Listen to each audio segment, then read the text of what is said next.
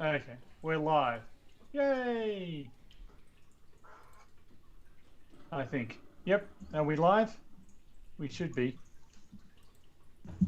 I'm sure they'll let us know in the chat if we're not. Excuse me. Yes, we are live. I have to say, there are some people who are getting up at genuinely ungodly hours of the morning in order to be here for these streams. It's extremely flattering. I agree. I agree. But I'm obviously supposed to be the MC. Welcome everybody to yet another for Beardsman of the Apocalypse stream. I am PhD Tony, the host for this evening. On my right, is it? Or is it reflected? Next to me, laterally, is JL1, the inestimable. Yes, he's waving. Up above me is the fantastic Johnny O, owner of the other fantastic voice on this JL and Johnny O, both the Americans, just have terrific voices.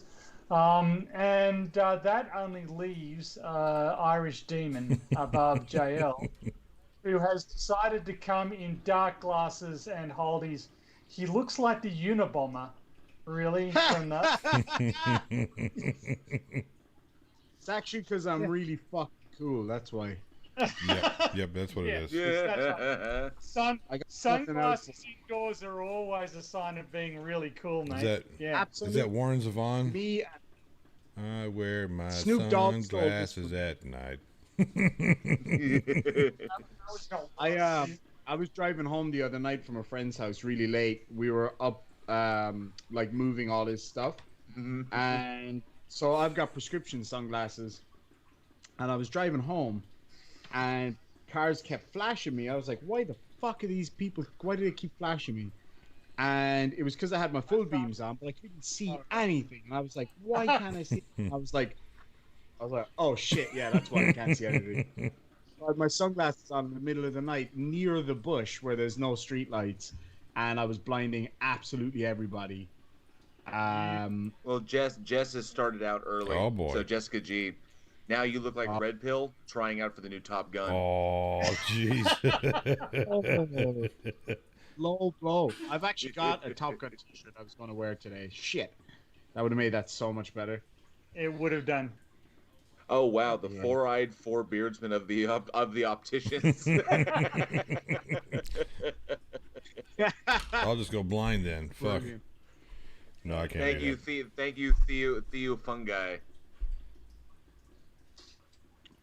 So, anybody want to talk about our stupid fucking president? Yes, I do. just want to say a quick hello to Doctor who again, just a reminder, this is my channel. He provided all of the graphics that you are enjoying, and deserves all the credits. He gets a credit on the video that I just dropped just about an hour or so before we kicked off this evening. So yeah. Does he also handle the special effects on your OnlyFans? No. Sadly, he doesn't have processing power for that. Is that all done in camera? Oh my god. So what are we going to talk about? Lord Commander Jesus Trump. Fuck you, my watch has ended. Oh man. Just So like, come on, all right. Let's just hold on a sec, right? Could 2020 get any? What in the sweet? Stop. Do not ask that question.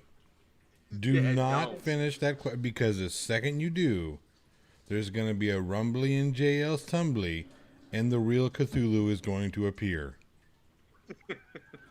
Okay, I won't mention what might or might not happen in some year that may or may not be this present year. Now, my screen's just gone dead, and I can't see jack. Well, because you have your sunglasses take your sunglasses off. Nope, still fucked. What's happened here? Micro Rapper would like to know, PhD Tony, do you do your own stunts on your OnlyFans?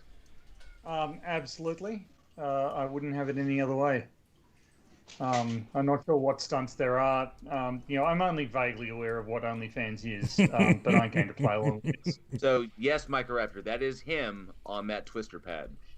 Yes. Yes, with that suspicious looking dog toy. Oh, that's a dog toy? Right. Yeah. I saw a dog toy the other day, right? I won't say where this was. We were in a pet store, and you know the dog brand Kong? They make those like really strong toys for dogs. So we were in there, and there's a Kong toy that looks like a, how can I say this? Double-ended rubber phallus. And It's like a dong toy. all I saw was the little ball at the end of it because it was in a bunch of stuff.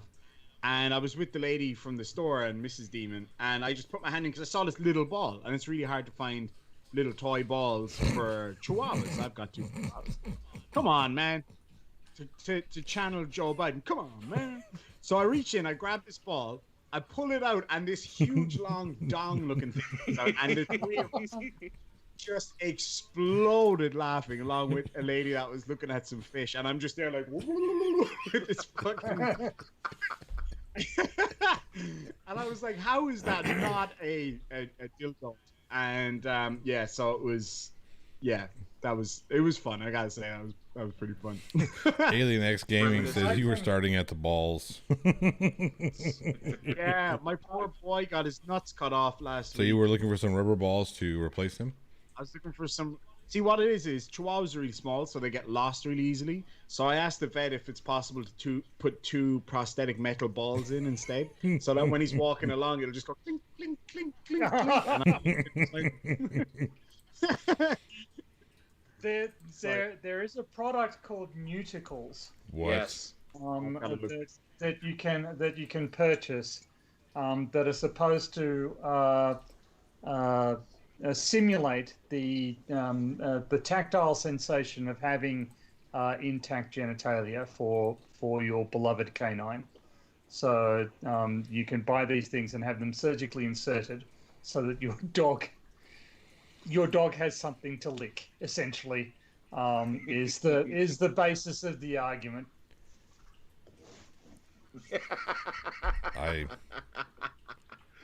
In other news today, holy shit. I saw a dog the other day, right? I'm just gonna put this out, right? I saw a dog the other day. It was a little dog, a little fucking one of those little French bulldogs. He had the biggest clacker bag I've ever seen in my life. It was like a pair of fists, and I was mesmerized by these nuts just going down the street like this. And I'm like, holy shit, that dog's balls are bigger than mine. I was like, what's going on here, man? It was unbelievable. I've never seen such like a 6-inch dog with 8-inch balls. It was just remarkable, man. I'm more concerned that you spent enough time staring at this dog's balls that you could be so descriptive. Hey, look, you couldn't not see them. They were head turning. It was like Stan's dad from South Park, and he was like bouncing along on his giant balls. I've never seen, like, when you see a little dog and its balls are literally going like that out, like, and you're just like, how did nature allow that to happen? He's got actual donkey balls on a French bulldog that's that tall. It makes no sense. Bullshit is Alien X Gaming has surmised that a pair of Nuticles implanted, which is how I am aware of this product. This is not the case. They showed up on an episode of Penn and Teller's Bullshit. Awesome. As an excessively indulgent item that you could get your pet. But as they pointed out, actually, people who own lots of pets, there are far worse things that you can be doing than just owning pets. You can get them another pet. Yes, a rubber pet. A pet for your pet. For your pet. Yeah. Yeah. Hold on. I feel we are at cross purposes, Johnny O. Are we? What? Are we talking about the same thing? Sure. So you Are know you when you have talking- a stag party and somebody buys you a rubber friend, Oh, that type of rubber friend. that type, you can get those for chihuahuas because chihuahuas, little chihuahuas, man, they like to hump. That's just how it goes. And so you can buy. I'm not kidding. I am not joking. Chihuahua. I don't know how to say it in a Sex nice way, doll. so I'm just not going to. Chihuahua sex doll. No, yeah, with a fully intact. Oh, dude, I can't even. get the Anatomically words out. correct Chihuahua sex doll. Yes, So- but when you say that, it sounds like it's It for does. humans, and it's clearly It's not. not. It's for dogs. And So, so that's why I'm trying to avoid that. so, so for those of you who only tuned in for some of our earlier discussions about whether or not there should be a death penalty, the nature of the American, the status of the Supreme Court, that sort of thing, this may be something of a change of pace from what you have become accustomed to. Well, these are our cold opens. Cold opens. It's pretty hot. We'll get into the. Did you just say that a discussion of Chihuahua sex dolls was pretty hot? Was No, that I honestly, I got sunburn today on my beautiful face. I fell asleep have on the one of grass. those? Huh? You have a beautiful face other than the one you show us? Yes.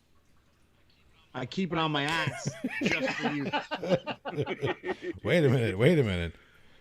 I Wait a smile. minute. You just said you kept your beautiful face on your ass just for PhD Tony, insinuating that. I'm going to leave the chat to fill the blanks in. Insinuating that you can all check out our joined OnlyFans. Cold open. Split Lorne it down- Michaels. Split it down the middle. Lorne Michaels never went this far.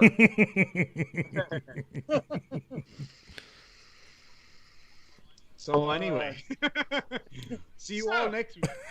It's all about this president of yours. Oh, dude. All right, I'm going to put this out there, and this is going to be a part of unpopular opinions because I don't know how unpopular this opinion is, but apparently I'm supposed to rename the show to things that everybody thinks. But Yes. Yeah, because you're pretty much talking to your audience, so we're probably going to agree with a lot of what you think. But here's the thing. It's the PC thing to say, hey, I hope, he and Melania get well, blah, blah, blah. No, I don't want anybody to die. There are a lot of people on the left that are lying through their teeth right now. Oh, I don't want anything bad to happen to him. Bullshit. The second it came out that Donald and Melania had fucking COVID-19, the left did a collective backflip. Yes, they were baying for blood. No, but here's the thing. I'm going to say Hang on, really quick. The thing is, though, the same shit happened on the right. So the right isn't exclusive. I mean, they're not excluded from this type of shit because when they jumped all over Hillary when she had pneumonia. They jumped all over Joe Biden talking about his ability to be healthy throughout the presidency. So it's not that the right is excluded from being dickheads about this sort of thing. I just want the left to understand that you're equally as dickheadish about this as the right. I would go somewhat I would go in a slightly different route here. Really, it's not that I want him to die or to have anything bad to him. He is just terrain that needs to be gotten out of the way. Right. It's like coming out of your front door in the morning and there's a pile of dog shit just in the front there. Well, and you go, well, that's got to be cleaned away, okay? I don't particularly care if it is steaming and fragrant, or if it is runny, or if it is old and tired and desiccated and whatever. It's just got to not be there anymore. That is my level of emotional investment in it. And Donald Trump is kind of the same. I'm not emotionally invested in him dying. I'm not emotionally invested in him surviving. I don't care. Either outcome is fine. so long as we get him out of the way. As long as we get rid of him, it's clean up that horse shit. That's exactly right. That's my attitude in a nutshell. So and if that makes me as bad as the right, fine. I'm as bad as the right. No, so there are a lot of people that have that thought, right? There are a lot of people that say, "I just want him gone. I just want him gone." Look, I'm the same way. I think he's the second biggest mistake we ever made as a country. What's the first? We're not going to go there. No, you can't. You can't not. How you can't not invading Canada? That's the one. That's what he's talking about. Exactly. Irish Demon nailed it. Approving Justin Bieber's. We're coming for your maple syrup, That's boy. exactly what happened. Approving Justin Bieber's visa? Was that number one? That's a close second. Vietnam, the Civil War, slavery. Where are we on the? There's a the Tuskegee experiments, mistreatment of indigenous Americans.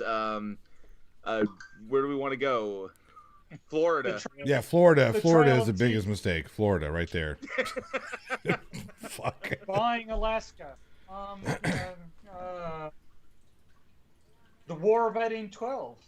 That's just a horrible history lesson. The War of 1812 is just a boring ass history lesson. Tony, before you finish that sentence, I'm going to interject, right?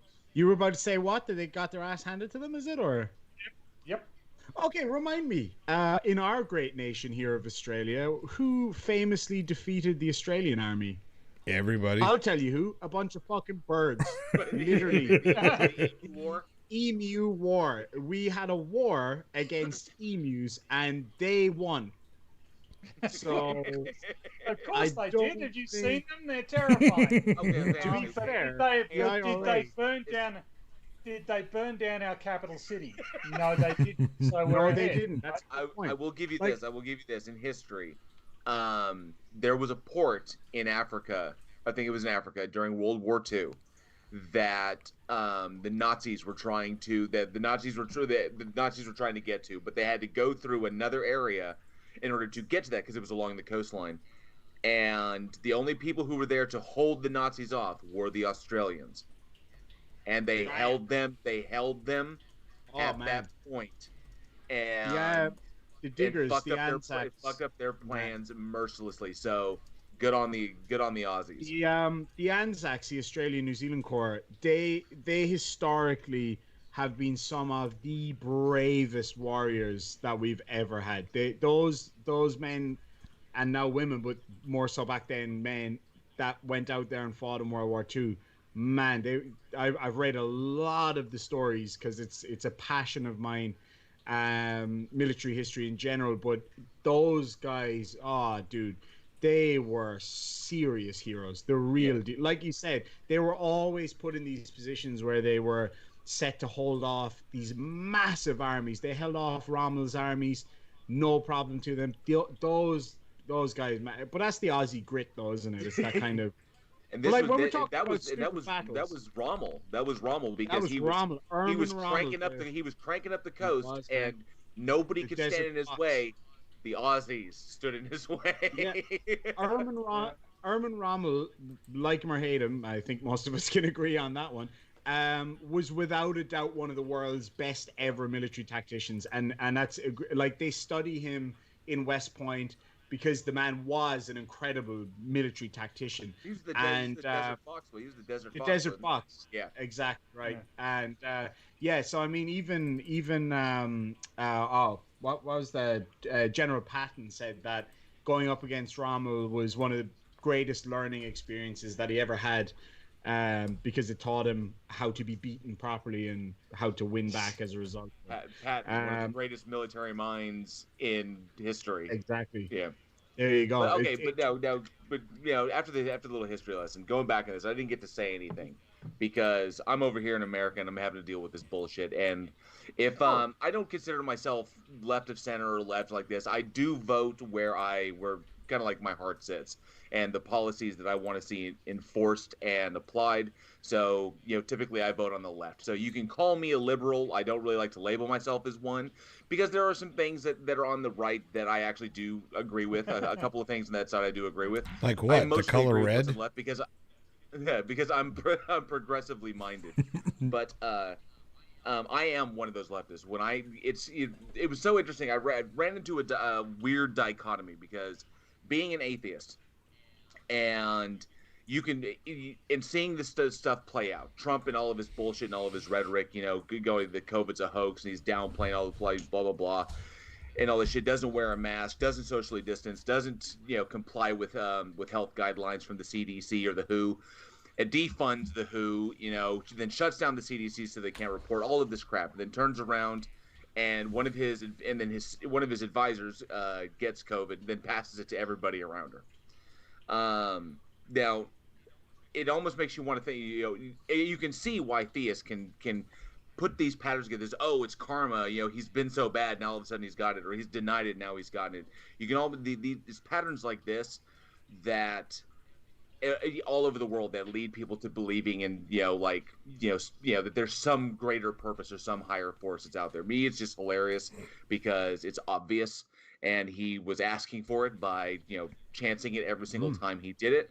And so I ran into that, which is hilarious, because all the left is like, see, God is looking out for us. God has got our backs because they're gonna take care of this bad person, or blah blah blah. Personally, I hope he dies. I honestly don't. I give no shits whether because he got it or not. I'm just I'm very much like Tony. I want to brush my hands of the motherfucker. I'm so goddamn sick of his ass. And I hate it. And I can legitimately say he's one of the few people on this planet that I hate, but that's only because I hate his character. I hate the man, and not because he's president, not because of his policies, it's because he is a garbage human being. He cares for no one but himself. He'll sacrifice everything around him to get what he wants, and he'll deny all blame, and he'll shirk all responsibility. And if everything goes south, it's everyone around him, and if it's successful, it's him. So fuck him. I hope he dies choking. That's my humble opinion. And I hope whatever. People are going to think badly of me for wishing ill upon a human being. But I'm sorry. You stick kids in cages. You tell people that they can't live the lives that they want to live. You enforce legislation that strips people of their honor and their decency, like refusing to allow trans in the military. You start degrading people's lives and taking away the wins that they have fought for decades for, and with a whim you just, because your constituency doesn't fucking like it, fuck you. You deserve to die choking. Well, I think that would have been more impressive if you hadn't held back. Yeah.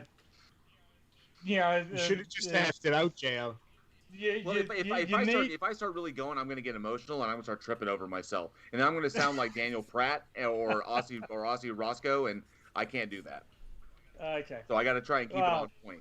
Fuck the asshole. If he died, I wouldn't shed a fucking tear. Yeah, here's a problem with that though. Here's a problem. We have to think about what happens in the immediate. Let's say he does. Let's say that COVID takes him out, right? Now we have Pence, who is apparently more level-headed and more even-keeled than Trump, but his policies are way more harmful. Yeah, Hang on a second. He wouldn't get elected. How do you know that? That's the thing, right? Because you have people that are on the right, that teeter on the right, that have serious issue with Donald Trump. You take Donald Trump out, and now we've got this other conservative who comes in who's, I don't have a problem with him. Yeah, I can vote conservative now. Correct. That's where the issue is. Sorry, go ahead, Tony. I don't think you can take that attitude. You're certainly not, and I think you're misusing the term conservative there slightly, Johnny, because I don't think that anyone worthy of the name conservative is actually voting for Trump. Well, but here's the thing. Unfortunately, unfortunately in the States, you have people who think that you're either conservative or liberal. If you're liberal, you're voting blue. If you're conservative, you're voting red or Republican. Democrat or Republican. And when you have people who are who call themselves conservative voters, looking at and they're the ones that have the issue with Donald Trump, that don't want to vote for Donald Trump again because he is too Donald Trump. You remove Donald Trump from the picture. Now it's I can vote for Mike Pence. I can vote for Pence. Well, even leaving Pence. But Pence was there for all of those decisions. Pence did nothing. Sure. He is as culpable for anything that happened as Trump is. Yeah, I mean, to me it seems, yes, he is more sane in some senses and more dangerous in many others and more objectionable. But quite frankly, I don't think that does you as much good as you might think. I honestly think it really is all about image here in America. And one of the reasons Trump got elected in 2016 is because he is a showman. Is because that's just the way that played to his favor. The fact that he's a spectacle with people. He goes up there, he makes a big show, people are entertained. Entertainment is a big thing here in America. Pence, not only is he boring, he's fucking creepy. Yeah, but I think you guys are missing. I think you are all missing you're all missing the glaring issue. People don't like creepy. I'm.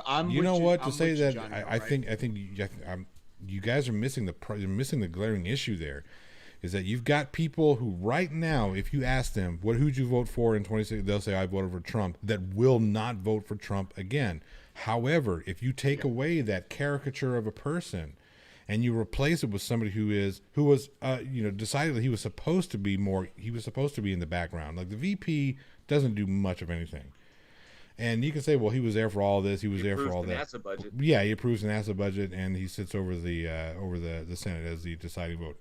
Regardless, you take somebody like that. You take somebody who has what they call conservative values, and you take Trump out of the picture, and you replace Trump with Mike Pence. Mike Pence is more electable than Donald Trump is right now. I want to challenge that slightly, because the counter I would say is people who have bought into this because they like Trump aren't going to like Pence, right? So people who were motivated to vote because Trump was going to show up and he was going to change everything, well, Pence is just another politician. He's he's the problem. He's what we were trying to change. He's just an establishment figure, and I don't think that he is going to be as effective at mobilizing voters to get off their asses, get out and vote as Trump. But that's the thing. Hang on a second. That's the thing. In the States, it is a historical fact that when we have lower voter turnout, Republicans get elected. Period. Yep. When we have a higher voter turnout, it's always been a Democrat who gets elected. So that's why our governor here in Texas has recently shut down a whole bunch of polling sites. And he shut them down in inner city areas that are more left leaning, or that live more in poverty, who are going to be more left leaning than right leaning. Yes. Yeah. See, if you were to take somebody like, if you were to, essentially, right, if you were to take Trump, that's not going to work. If you were to take Trump and you were to refine him, a different person with the exact same kind of policies and all that shit as Trump, right? Somebody who's energetic, who's a show person like Trump, but more refined. Someone who's been in the game a little bit longer, that people have, more respect for, who's able to play the political game. That person would have a very good chance of getting elected right now. I've got to say, I watched the debate the other night. I was really looking forward to it. I said it from day one. It was Biden's debate to lose, the same as it was for Hillary to some extent. Now, more so with Biden, because a lot of the media portrayed Biden as this like, the thing, where am I, blah, blah, blah. Biden came out there, he was on point. Like, he wasn't inspiring. He wasn't amazing, but he certainly wasn't this crazy old kooky old man that was, you know, being fed to a lot of people. And when I saw how Trump played, Trump just should have shut his mouth. To be quite frank, he came across as a big child in that whole thing. So when Biden was presenting his stuff, he was pretty good, but he did pretty much not lie, but played with the truth a little bit. I would say both of them did. But like the thing that stood out for me was one of the things I knew a lot of people on the right would jump on, and this is something I said in one of my streams the other day, is Trump was like, why did you call our veterans stupid bastards? And he was like, oh, I didn't play the tape. And then you play the tape and it's literally him saying, this is where you laugh, you stupid bastards. But it's very clear to me that when he said that, it was clearly a joke. Like, if I was to say to the people in the chat right now, hey, why is there 41 people watching and only 19 likes? Go hit the like, you stupid bastards.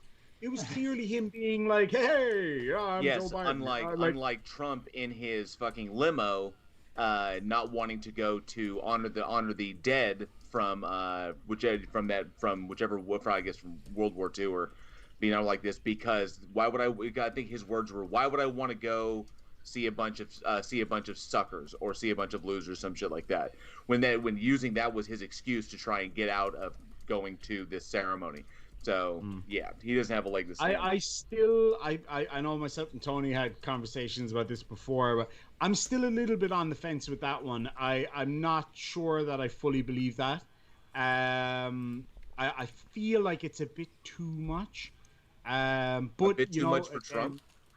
I really do. I know the man has no tact and no grace. He's got no class and no style. Like, I know a lot of people don't like Obama, but Obama was one of the most suave motherfuckers on earth, and he was presidential, and that's why people loved him. Trump is not. Trump is a bully. He's a reality TV personality who has the nuclear button. But I just still like. I'm no lover of Trump. I know I take the skeptic position and play devil's advocate when it comes to Trump a lot.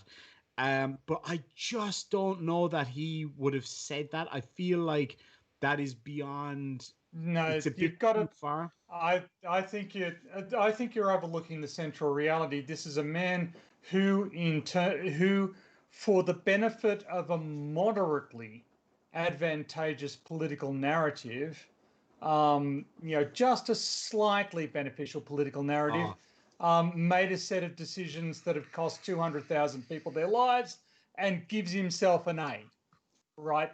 Thinks that he did everything exactly right. Yeah. This is a man for whom the lives of others, the sensibilities of other people just do not matter at all. Correct. I agree. And I think that sort of individual very much does decide whether or not they're going to go to a war memorial on the basis of, well, I just had my hair done, or it's wet, or, it's cold out today. He doesn't have even a close approximation of what might be called human decency. That is not a part of who he is, and I think it is a mistake that a lot of people continue to make to suggest that he is even approximately a functional adult. He's not. No. Give it up. That isn't happening. He's a childish bully. He's a childish, ignorant bully for whom other people are simply terrain. All of them. Every single person in his life is terrain, with the possible exception of Ivanka, because he wants to fuck her.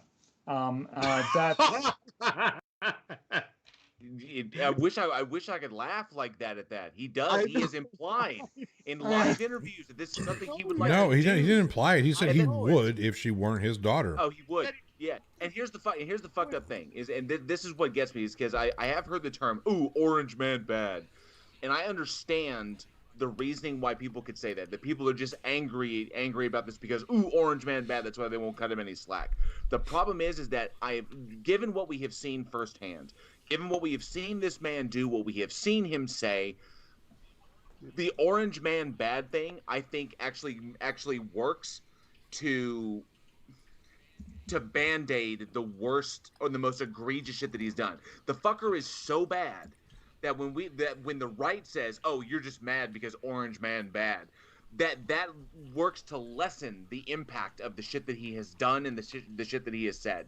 So I don't think that came from. I don't think that's a leftist thing where it's kind of like, "Oh, I just hate him because Orange Man bad." No, that's the right saying. You just hate him because Orange Man bad, just because you don't like him. It's like, no, we have cataloged a catalog of his shit, and that is why we hate him.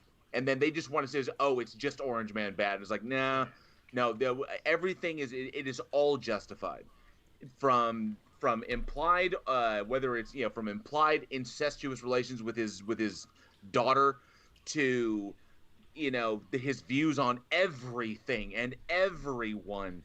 The fact that he only does good things. He has done a couple of good things. Yeah, I have to concede that. He has passed some legislation that I actually agree with, that I wanted to see passed. But the only reason it got passed is because the Senate was holding it up because they didn't want to pass it. But when Trump took a major hit in the polls, he turned around and passed it in order to make himself look better. So only when his nuts are in a vice will he do something worthwhile. When he realizes that he has no outs. And that his only out is to actually do something that is popular and that people want. And to this extent, so I've been very negative about, I've said a lot of very negative stuff about Trump, but I will say almost the same things, not quite as extreme, about Cruz, Pence, Rubio, Pompeo. McConnell. There is just a catalog of people. If you look at the stats, it seems as though about 10 to 50,000 Americans die every year because they don't have access to adequate health care. They don't have access to insurance, and you still have people who think that it is a perfectly acceptable political attitude to go out there and oppose socialized healthcare. It's not. You're killing thousands of people a year. It's just not acceptable. And you can do the wide-eyed, I don't believe the stats or whatever. Well, that just makes you an idiot, right? Because the stats are there. We have the data for this. It's not actually that difficult to understand. So how about, instead of just saying, socialism is evil, you actually look at the figures around socialized healthcare and make a decision for the benefit of everyone and not just your re-election prospects, because you've trained everybody that anything that is socialized is bloody satanic. See, but that's the... it's not the case. Oh, that's the thing that detractors... It's easy for detractors, right? So when you talk about socialized healthcare, or when you talk about, national gun reform laws, it's easier to say, no, we're not going to do that because it's demonized. Oh my God, they're taking your guns away. It means you're going to try and, we want you to be defenseless against the tyrannical government. Wait a minute, aren't you the government? Yeah. Yes, but I'm not tyrannical because you have a gun. Bullshit. You're still tyrannical whether I have a gun or not. The same thing you said about socialized medicine. Ooh, socialism. Well, we can say socialism is communism, which they're not. They're not the same, okay? People need to get that out of their heads. Socialism does not equate communism, period. But you have people saying it's easier to scare people about socialized medicine, socialism, government control is bad, bad, bad. Instead of saying, hey, look, here's the reason why I think socialized medicine is not the way we need to go. If you look at these numbers here versus these numbers here, this is why I think it's off.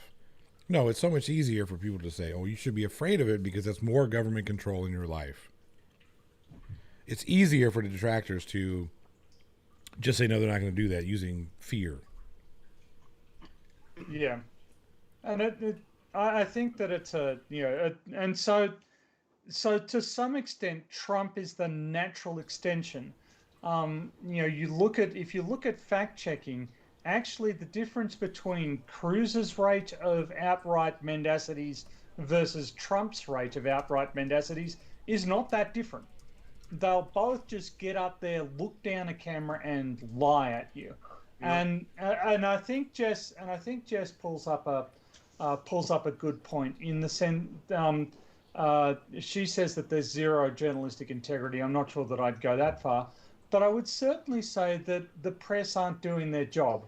The press's job is to hold people to account, and they're not doing that, right? Well, that's because their CEOs want that ad revenue.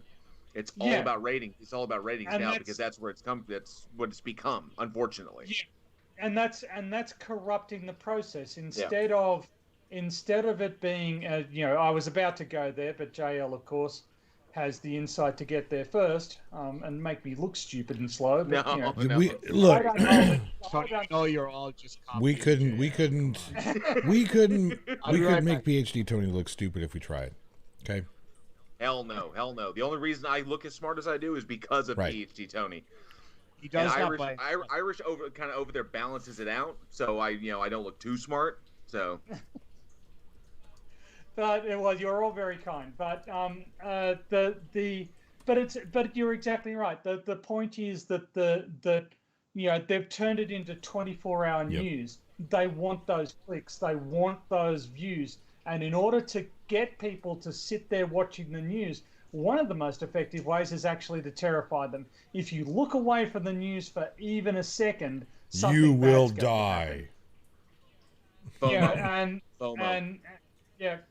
it's and we've ended up in this. We've ended up with politicians not being held to account.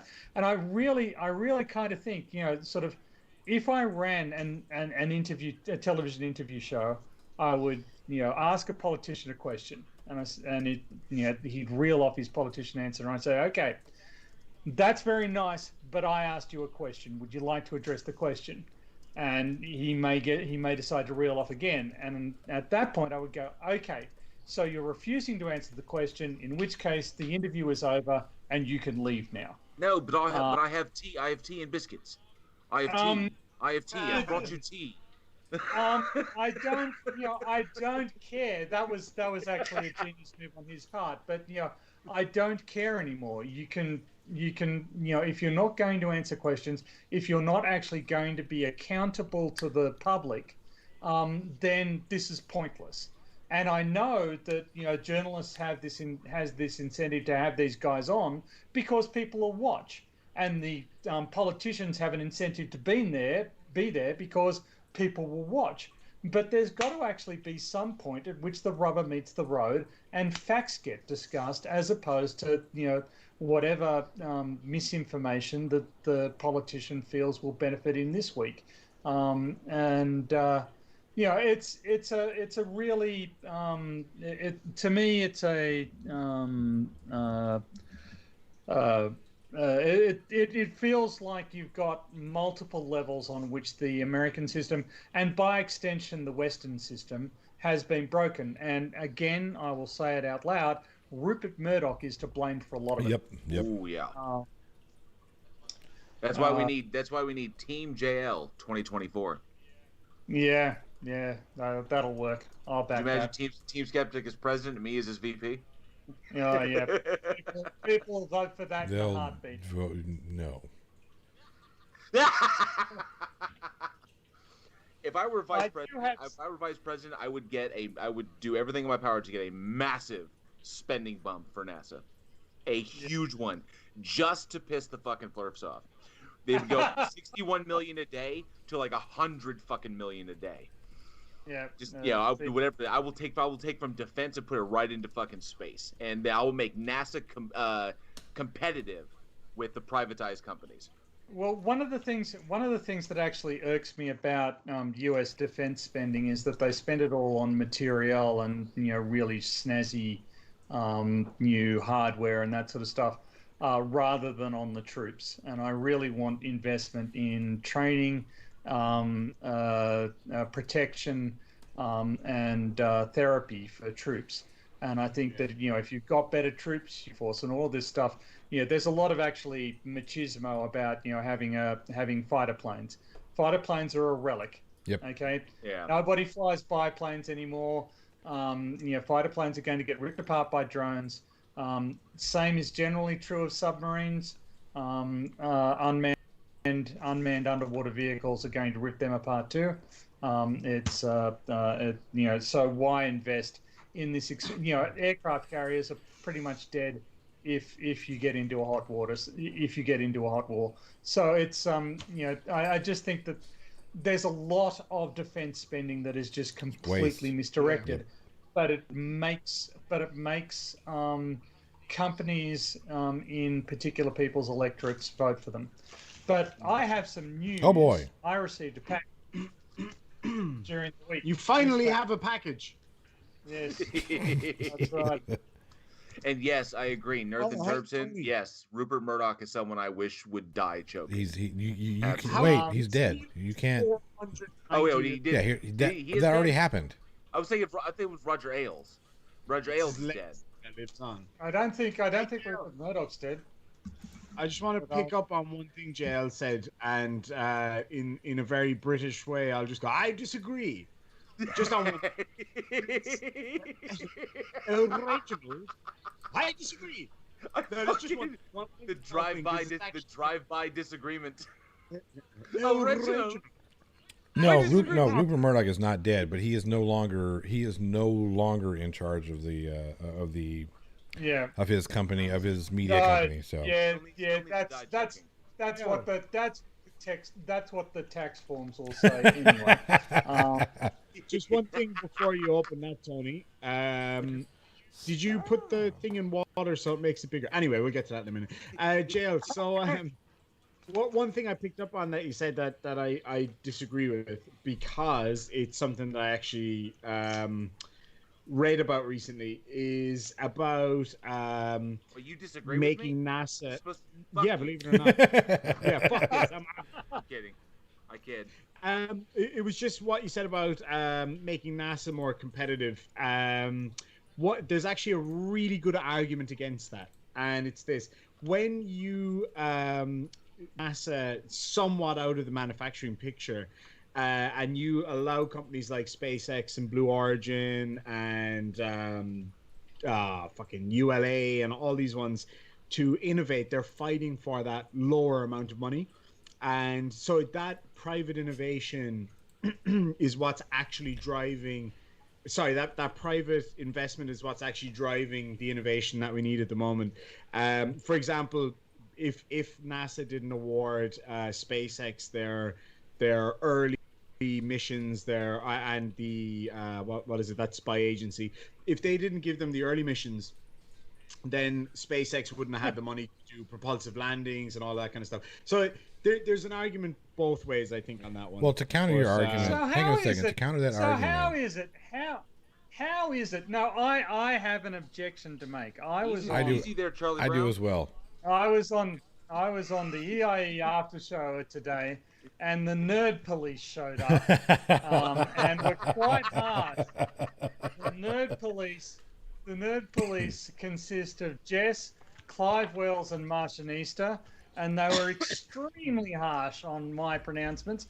Why does Irish get to prattle on about, the space program for 5 minutes straight? Not one thread, not one swirly mention, not one locker. You know what the difference is, Tony? I actually know what I'm talking about. Jeez. All right. I'm not dropping this mic; it's too expensive. But yeah, sorry, boys. Like, see this hat? Directly from NASA. Yeah. It's NASA. Yeah, NASA. Anyway, so here's the thing. This is what I would say to counter what you just said, and the reason why government-funded space agencies like NASA are extremely important. You take away NASA. No, I'm not saying they're not. What? I'm not saying no. I understand that. But they're fundamental. I understand that that's not what you're saying. I'm not. Sir, but anyway. I am not strong. I am not strawmanning your argument. Present your argument, sir. Look.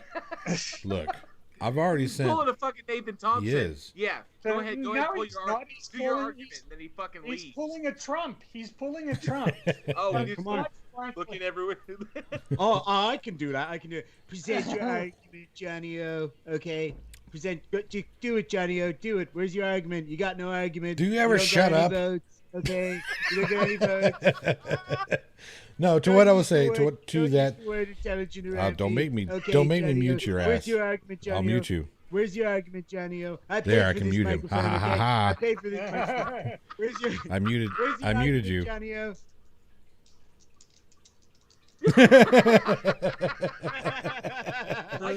No, so this is what I was saying. Why couldn't Chris Wallace do Ah. that? Because he didn't have the switch. Chris- He didn't have the option. Chris He Wallace. was- Okay, he was I'm going to say this one thing, and then we're going to talk about Chris Wallace in that debate. The one thing I will say about the reason why NASA, and again, I know I'm not strawmanning your argument, Irish. If we don't have government funded, if NASA wasn't as strong as it was during the '60s, with the funding and the research and whatnot, we don't have private programs like SpaceX to pick up the pieces and continue. If it's not for that publicly funded research, our space exploration program is probably 100 years behind where it is today. Wrong. So No. I just really wanted to say that. I was hoping you would say something actually wrong, so I could just go, wrong. You're so wrong. Bigly wrong. But no, I agree, right? So it definitely was fundamental, and NASA needs to be the people in control of it. 100% they need to be in control of it. But it is capitalism essentially within the private space industry that allows us to have propulsive landing, all of these amazing things that we have now. So I think it's a mixture. Yeah, of the there's two, a balance. There's definitely a balance that needs to be there. And here's the thing. SpaceX, they decide, right, we're going to go to the shittest place in the world, Texas, and we're going to build a spaceport, right? We're going to build a spaceport. We're going to build spaceships here. We're going to launch them here. We're going to land them here. Now, that couldn't happen with NASA. As we all know, that is why the space shuttle program stopped, among other reasons. It's just too expensive because they had to make it all over the country to keep everybody happy. Anyway, Tony looks like a child on Christmas Day that's going to fucking explode if he doesn't get to show us what's in this package. This package has been sitting around for 4 days in my apartment, waiting to be opened, and I thought I'll wait till the live stream. I can open it then, and people can see my reaction. But apparently, people aren't interested in my reaction, so I opened it anyway. I'm interested. So go on. I forgot to put lube in it. That's okay. There is one of these. Whisper. The finest chocolate bar ever made. That is a chocolate bar. Toblerone, man. And there is another one of them. Brother. We don't have chocolate on this side of Australia, apparently. No, they do not, especially because that's I'm Irish fat. chocolate. That's actually Irish chocolate, and I think Kraft Tequila can agree is the finest chocolate ever made. Okay, there is some share the love hearts that has been given to me. No posters, no comics. Jess was and the locker and none of that here. Irish could really have gotten me in some trouble, but he elected not to. Just you wait till you have some of those sweeties. One of them is a bit special. Oh, Lordy. Right. Special like the shit I gave you? Oh, Double Decker's amazing. I can't wait to put on that belt buckle, by the way. Okay, so this is a chili sucker habanero. You gotta say that like Mr. T. It's chili sucker. No, you'd be surprised how. Any sane human being would not be surprised by how bad my Mr. T impression is. And you look just like him. I look just like him. It's uncanny, I know. Same haircut. And the last two items are tiny plastic bottles. You can always tell that it's classy because they come in plastic bottles. Exactly. Jepson's Mort liqueur. Oh, yeah. Are we going to do it, Tony? Live on the air, Jepson's Malort, you and me. Yeah, well, I think I feel compelled to, given your history for self-abuse. I feel that if you'll stop being my friend if I don't. You know, I still have these, Irish. Still have what? Oh, perfect opportunity. Because I haven't had an opportunity to do it myself, and so do it now. I still have these bad boys. Wants to see JL Warren eat some tasty, salty butthole You know, paste. it's messed up because I don't have any bread currently. Just lick it straight out of it passionately. Fuck, dude. You give me 3 of these things? Stinks. Well, you put them on stuff. You don't just lick it out of the packet, you barbarian. Put them on your nipples. I'm looking for. I tell you, when it gets cold around here and I'm working outdoors, I'm seriously looking forward to using these. Oh, because so good. Because it gets disgusting here in Texas when it gets cold. Because it's so wet. Sleet, ice, wet. It's fucking just gross. And so those fishermen's, I typically buy Fisherman's Friends, but these ones look just as hardcore. So I'm looking forward to those. They're so good. You're gonna love them. And if you know, I don't know if you saw, but I put up your hat is right there. Oh, there it is. So I hung up the hat, and then your cool ass postcard. I love that postcard. And the rang you gave me is over there, up on that. So what do you think? Should I do this? I'm doing it like it's a fucking drug or some shit. Like I need to do it. It's sure, you've got to do it sometime, but it'd be best if you had sort of a salt cracker, some toast, or something like that, or somebody else's tongue. Okay, hang on a second. Give me 1 second. Give me 1 second. So I am unwrapping the chili sucker.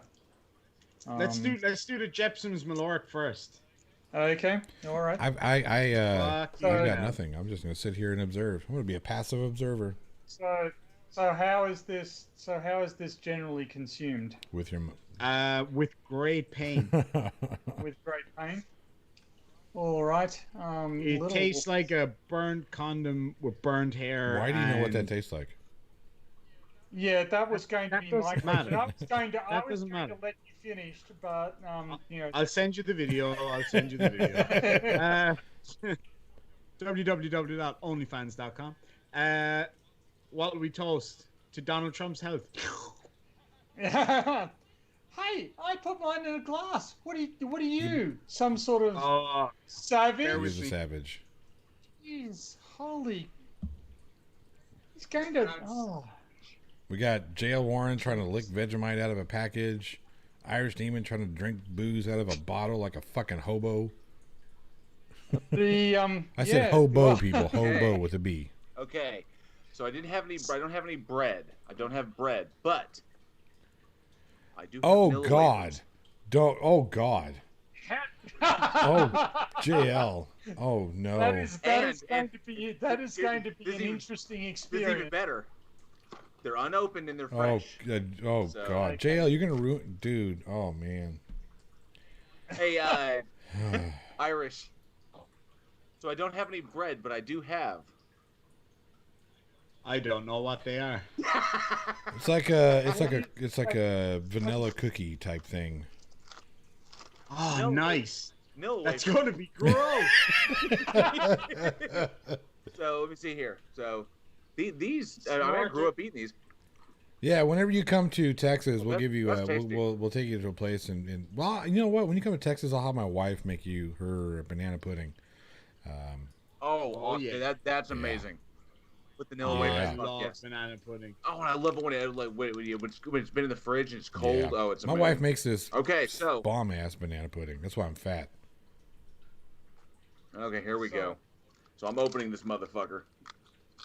It looks like fucking cigarette tar. Have you ever seen you've seen Alien Covenant or Prometheus? That's what you're about to eat. I have seen Prometheus. Yeah.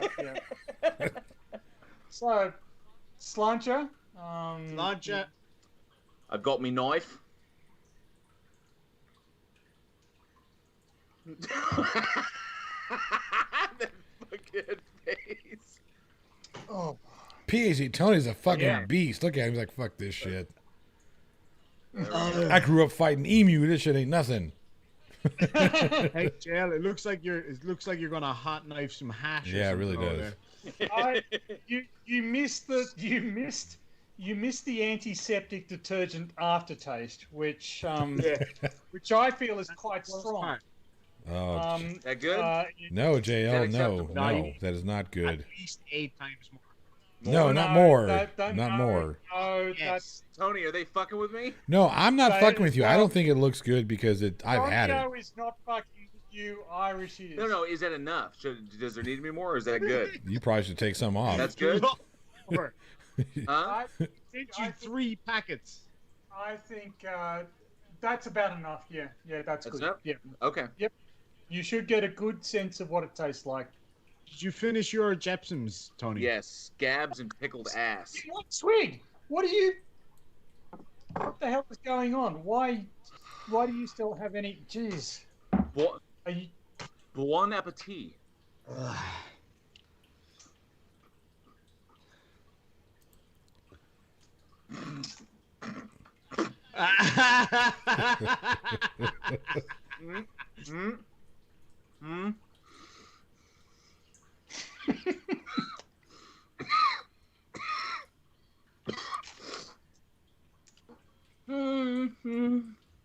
Just wait for the app. I can actually see this. Holy fuck. JL, why did you put it on a vanilla This wafer? revenge for the shit. This revenge for the shit I sent Irish. It sucks. Just like Oh. Tony. Literally. Suck your nice like. Just like how Johnny God. O'Black. Oh, So, fuck. I'm not Yeah, sure that I'm thanks. going to. I'm not sure that I'm going to save this more a special occasion. So I'm going to. You have to come with me though. You have to I'll do pour it. out. I've got a half a another glass bottle? left. So, to who we PhD just We, called you a fucking- straight vagina. So, isn't there some Irish toast about may he break their ankles so we'll know them by their limp or something like that? You don't know that one, okay? I have fucking no idea. Wait, Alright. I'm familiar with what that is. Yeah. But anyway, to you. Sancha, may the David, wind never any- scatter your piss. That's a good one.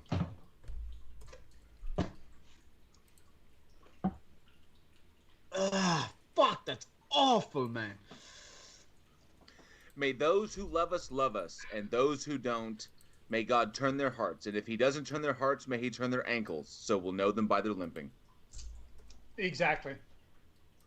That's so much nicer than Tony's version was like, let's break their ankles. Fuck those people. Yeah.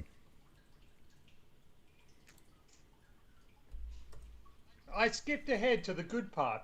Sue me. Yeah, no, you're good. You're over there drinking Malort like it's nothing, eating a habanero sucker. Oh, fuck me. Yeah, it tastes like fucking paint.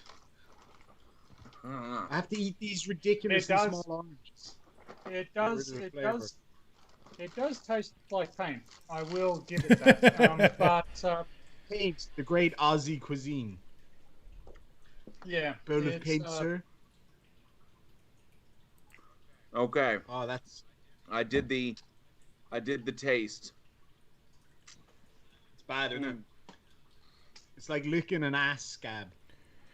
Again, why do you We've know all been what there. a We've fucking all ass been scab there. tastes like? Saw Tony's video. So I literally, We all saw I Tony's literally video. skimmed off, like you can see in the light. I skimmed off that much. There is so much left in here. Yep. I would, and then of course I have 2 more unopened. I have to eat them all To by in- the end of this. to inflict on other people. Generally, what you do is you toast with butter, and it should be a reasonable helping of butter, and then you put this, very thin layer on top. And as you did earlier, you should be able to pretty much see through it. Okay. It shouldn't be opaque. It shouldn't be on Keeler's there. taking off Take care, Bye, Keeler. Keeler. Bye, Crafty.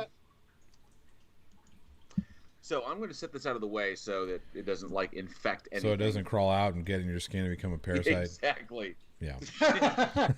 Shit's like John dies at the end.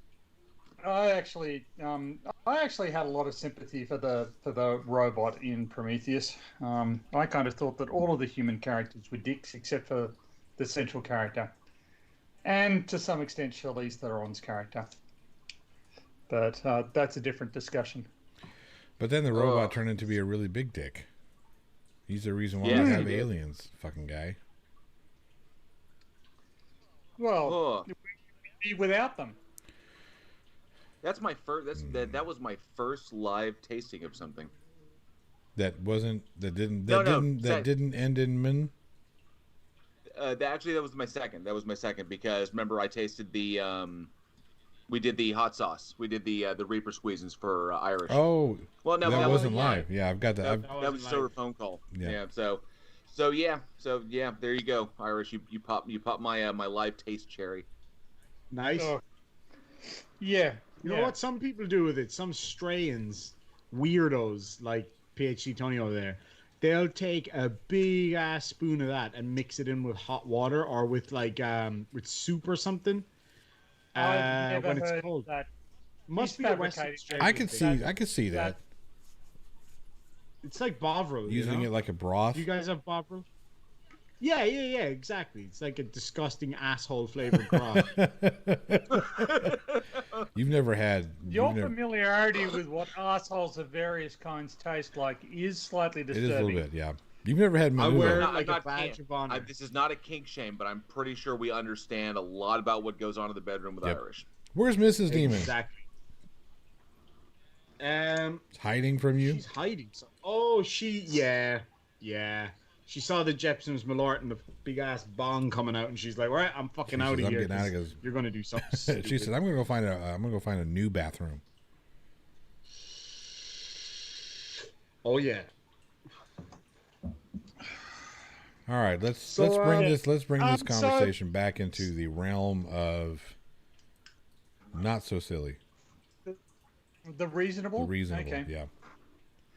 We'll talk about the debate. Let's talk about the debate. The reason why I want to talk about this debate is because Chris, like I was alluding to earlier, Chris Wallace is not the moderator that anybody ever needs. Chris Wallace can barely moderate two puppies, let alone Trump and anybody else. Correct. It should have been Rogan, man.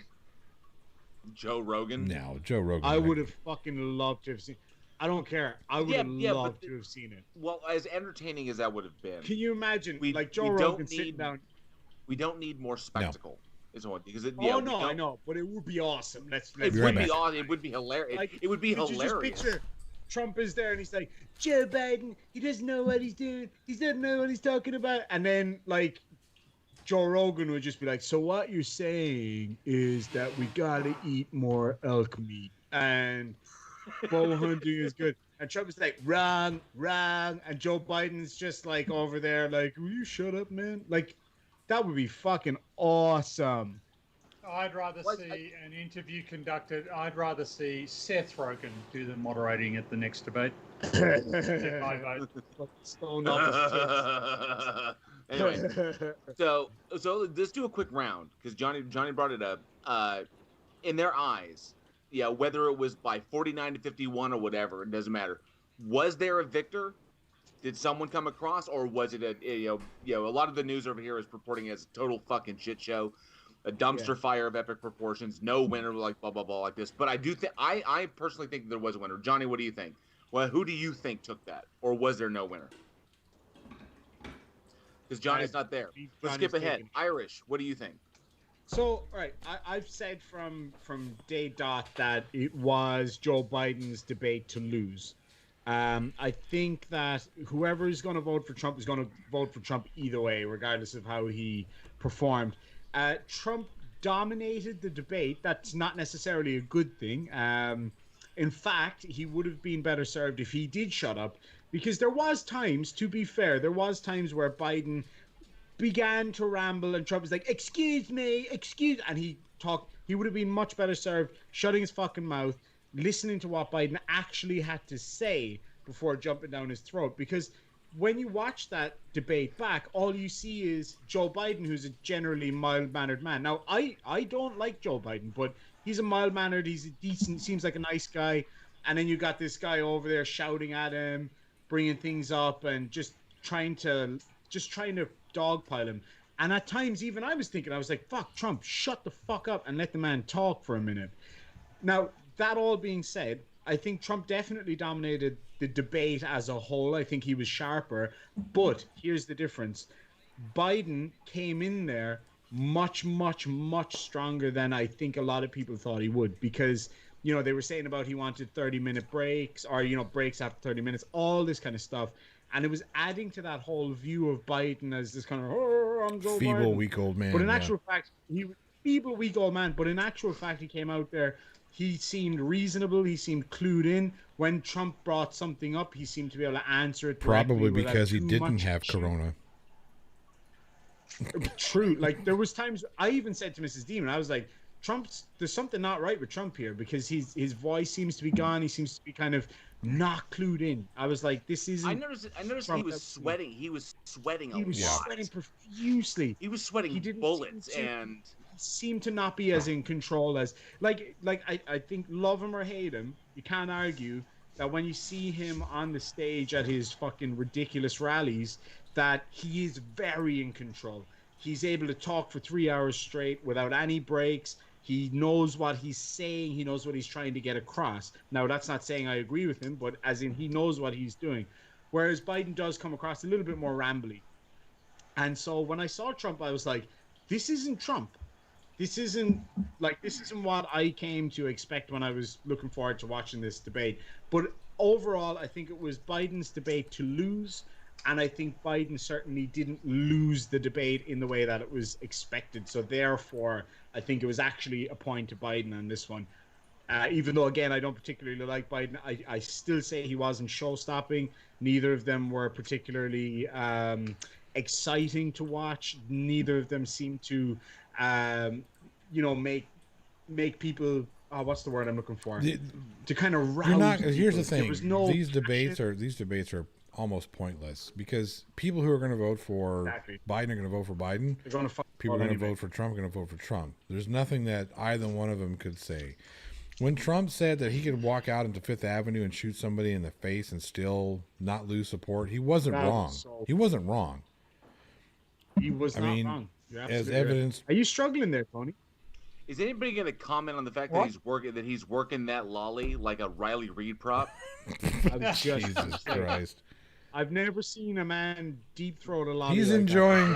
Look, he's enjoying his habanero pepper. Hang on. This was a gift from somebody from far away, and I am appreciating it. So here's the funny thing. I said Riley Reid, and he immediately started laughing his ass off. That's a good sign. Maybe he does know OnlyFans. Exactly. No, but I think we can all agree you are really going to town on that lollipop. Are you feeling the heat? Are you feeling the heat, or is it okay? I am healing the feet. He's healing the feet. Oh my God, our savior has come. He's healing the feet, left, right, and center. What? I am feeling Tony Christ. Spoonerism. Let me propose a toast to the queer old D. Oh man, this is why people tune into the Beardsman. It's to see the interaction of PhD Tony specifically, because PhD Tony, whether he likes it or not, is definitely highbrow intelligence, and that's not an insult at all. Like, watching PhD Tony's videos, I feel like I'm getting smarter. Watching my videos, I feel like I just ruined everything that PhD Tony accomplished by making me smarter. But it is a true insight into the world of geography. But seeing PhD Tony, we all know, capital cities and fucking mountains and tectonics and all that shit. Tony's channel is without a doubt one of the best ASMR sleeping channels that you can possibly get on. It is 100% guaranteed. Like, I mean, I've said it before, I'll say it again. It is without a doubt illegal to listen to PhD Tony's videos while you're driving. There's no question about that. Pilots are absolutely banned from listening to the videos anytime, lest they think about it and fall asleep while they're flying the plane. I have, you know, it's also been known to induce suicidal ideations in some pilots. But no, in all honesty, just like I said, it's good to see. It's good to see somebody so intelligent stoop down to our levels. And I'll happily do it again. No, Irish, Anyway, you have to like step up. He fucking walked He away. did. He walked away because I was about to say something. Regards to what Trump was doing, because the bullshit that Trump was doing was actually a tactic. Yes. In that, because we all know that Joe Biden is a stutterer. He has a speech impediment. Now he's worked, decades and decades in order to conquer his speech impediment, and he's done extremely well. And when Biden has a prepared speech that is teleprompted in front of him, and he's reading it from that, and he's all prepared and ready to go, he is on point. Okay. The reason that Trump did what he did, the reason he said the things he said when he attacked Bo, when he attacked Hunter, when he attacked the very personal things to Biden. The reason he was doing it, the reason he was interrupting all the time, was not because Trump was prepared, and not because he was trying to make better points. And he was being, I'm emotional because I need to make these points. No, he was doing that in order to get Biden emotional. Yep. Because when Biden is emotional, because he's speaking off the cuff here, he's kind of like, these are my answers. They're, I've done prep work and I have kind of like rudimentary answers, but if I go too far, I may start stuttering. If you get a stutterer, especially one who has as bad a stutter as Biden does, if you get a stutterer emotional by getting him talking about his dead son, okay, by getting talking about the troubles with his other son, his dead wife, okay, if you start poking at these buttons, Biden will get emotional. Biden gets emotional. Biden starts stuttering again as he tries to look for the words that he needs. And then he'll start stuttering again. And then what does he look like to the American people? That was the only intention of Trump, was to make Biden look bad. That's it. Not to express points, not to make his own, not to prove that he's got the better position than Biden, not to prove that Biden doesn't know what he's talking about, not to win a debate. Simply make him look bad. So I agree 100%. Just one thing I just want to pick up on, because, I do think it's important to still be fair in this whole thing. The whole thing about him Trump bringing up Joe Biden. Sorry, Martinisa just said I'm making love to that lollipop. Get a room. Just don't put it in the other end. You'll regret it. Does it tingle your uvula? Not so much. Not as much as you might expect. Yeah. Not as much. So anyway, he likes to thump it against his tonsils. Oh, Jesus Christ. So when the Joe Biden thing came up, because I saw this in the media. Now I did watch the debate, but maybe I missed that part because he mentioned about Biden's son, and then they were asking about Bo, and then Trump was like, I don't know who that is. Who you talking about? And then he's like, my son, Bo Biden, whatever. And he was like, no, I'm talking about the other one, the one, the cocaine and the wow. So it did seem to me like he didn't go on the attack on Bo particularly. It was actually Joe who brought up Bo Biden. From my memory, correct me if I'm wrong, but I don't think he actually said anything about Bo Biden. Now, he just said his son, and then Joe brought up Bo, and then he said a couple of things about Bo, and he left it at that, and then they moved on to the other son. But I don't think it was actually Trump that brought up anything about Bo. Just to be fair, but maybe I think Trump brought it up ambiguously, where he could be talking about any one of his sons. Sure. Be it because Trump is an idiot and didn't know which is which, or it was a tactic. I think that's probably what it was. Because the other son wasn't... Was the other son kicked out of the military as well? I don't think so. No, I don't think he was. I know Hunter was. And Hunter had problems with drugs, but I mean, fuck, like... You mean to tell me that fucking Donald Trump's kids don't have problems with drugs?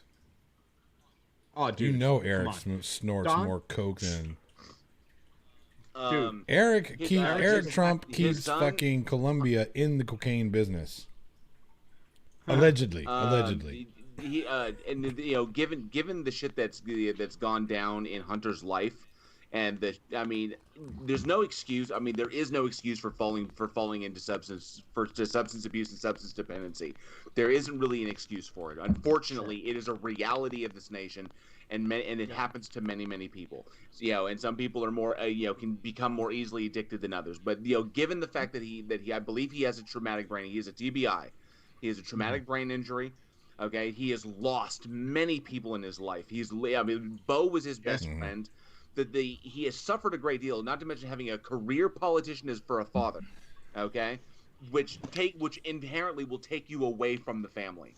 All right. Yes, he has endured a lot. Okay, everybody has their own experiences. Is it really an extreme surprise that someone could fall into substance dependency given Hunter's life history? No, I'm not shocked by what. I mean, not at all. Given America, I would actually be more surprised if he did fall into dependency. Correct. Exactly. Right. I mean, you could say the same for Eric Trump as well. It's a similar scenario. A father who's in the public eye, not a lot of family interaction. When Trump carved him Trump carved him in his shop, and the fairy came down and turned him, and brought him back to life. He just wants to be a real boy. I'm a real boy. Yeah. Eric Trump is definitely the forgotten son. Without a doubt. Like Don Jr. Man, that guy. Can I just ask you this, guys? A serious question. Just while we're on the subject of Hunter Biden, do you guys think it's fishy, the whole thing with him and Russia? The fact that the mayor of Moscow's wife gave him $3 million. Hunter Biden. And the fact that he got a job. Russia, or was that Ukraine? Or not Ukraine? No, that was Russia. The Ukraine situation. So he got a job with the Ukrainian energy company, taking home like $120,000 a week or some crazy money like that. But he's not. He doesn't have any expertise in the field. He doesn't speak the language. I gotta say that to me that sounds really fishy. Well, I think you need to. I think you need to view it in a larger context, though, right? Yes, a lot of children of wealthy and influential people get jobs where they don't do anything, but they get paid a lot of money. Happens all the time. Nepotism. Hunter Biden is not a special case. He's not especially corrupt. You can argue that the entire system is corrupt. Yes, I would entirely agree. But to single out Hunter Biden as, well, this guy's especially corrupt, no, I wouldn't agree with that at all. This sort of stuff, sadly, happens all the time. And to make a big song and dance about... Yeah, it happens all the time. Literally, it happens all the time. Him getting the job while his father is the vice president of the United States. Sure, but here's the thing: that's just like arranged marriages, right? So if you take a look at two warring factions of wherever, in order to bridge the gap and try to make it more or less confrontational, you intermarry, or you hire somebody who has influence over somebody in power. You know what I mean? That's how, treaties are made in such ways, peace, so on and so forth. I mean, that's just kind of how, I'm not saying it's right, I'm not saying it's wrong, I'm just saying this has been established for millennia. That's how you reach across. Slaves are made in such ways. Braveheart, I know. As soon as I said it, I was like, fucking hell, JL's going to hit me with Braveheart. But this is how big countries have done this shit for, forever. Well, would it be fair to say this, right? If you were to reverse the roles and it was, I don't know, let's say Eric Trump, because Don Jr.'s in the media a lot, but let's say Eric Trump gets offered a high-paying job in an industry that he's not involved in. May I just interrupt you? People will come down fucking hard on that. May I just interrupt you? I feel like I don't have a choice. So go ahead. Let's suppose that Ivanka Trump was awarded a bunch of patents in China the day after her dad met with the president of China. Let's suppose that happened, because it fucking did. right, that was worth hundreds of millions of dollars, would people come down like a ton of bricks on Trump? Well, they tried to, but nobody was fucking interested.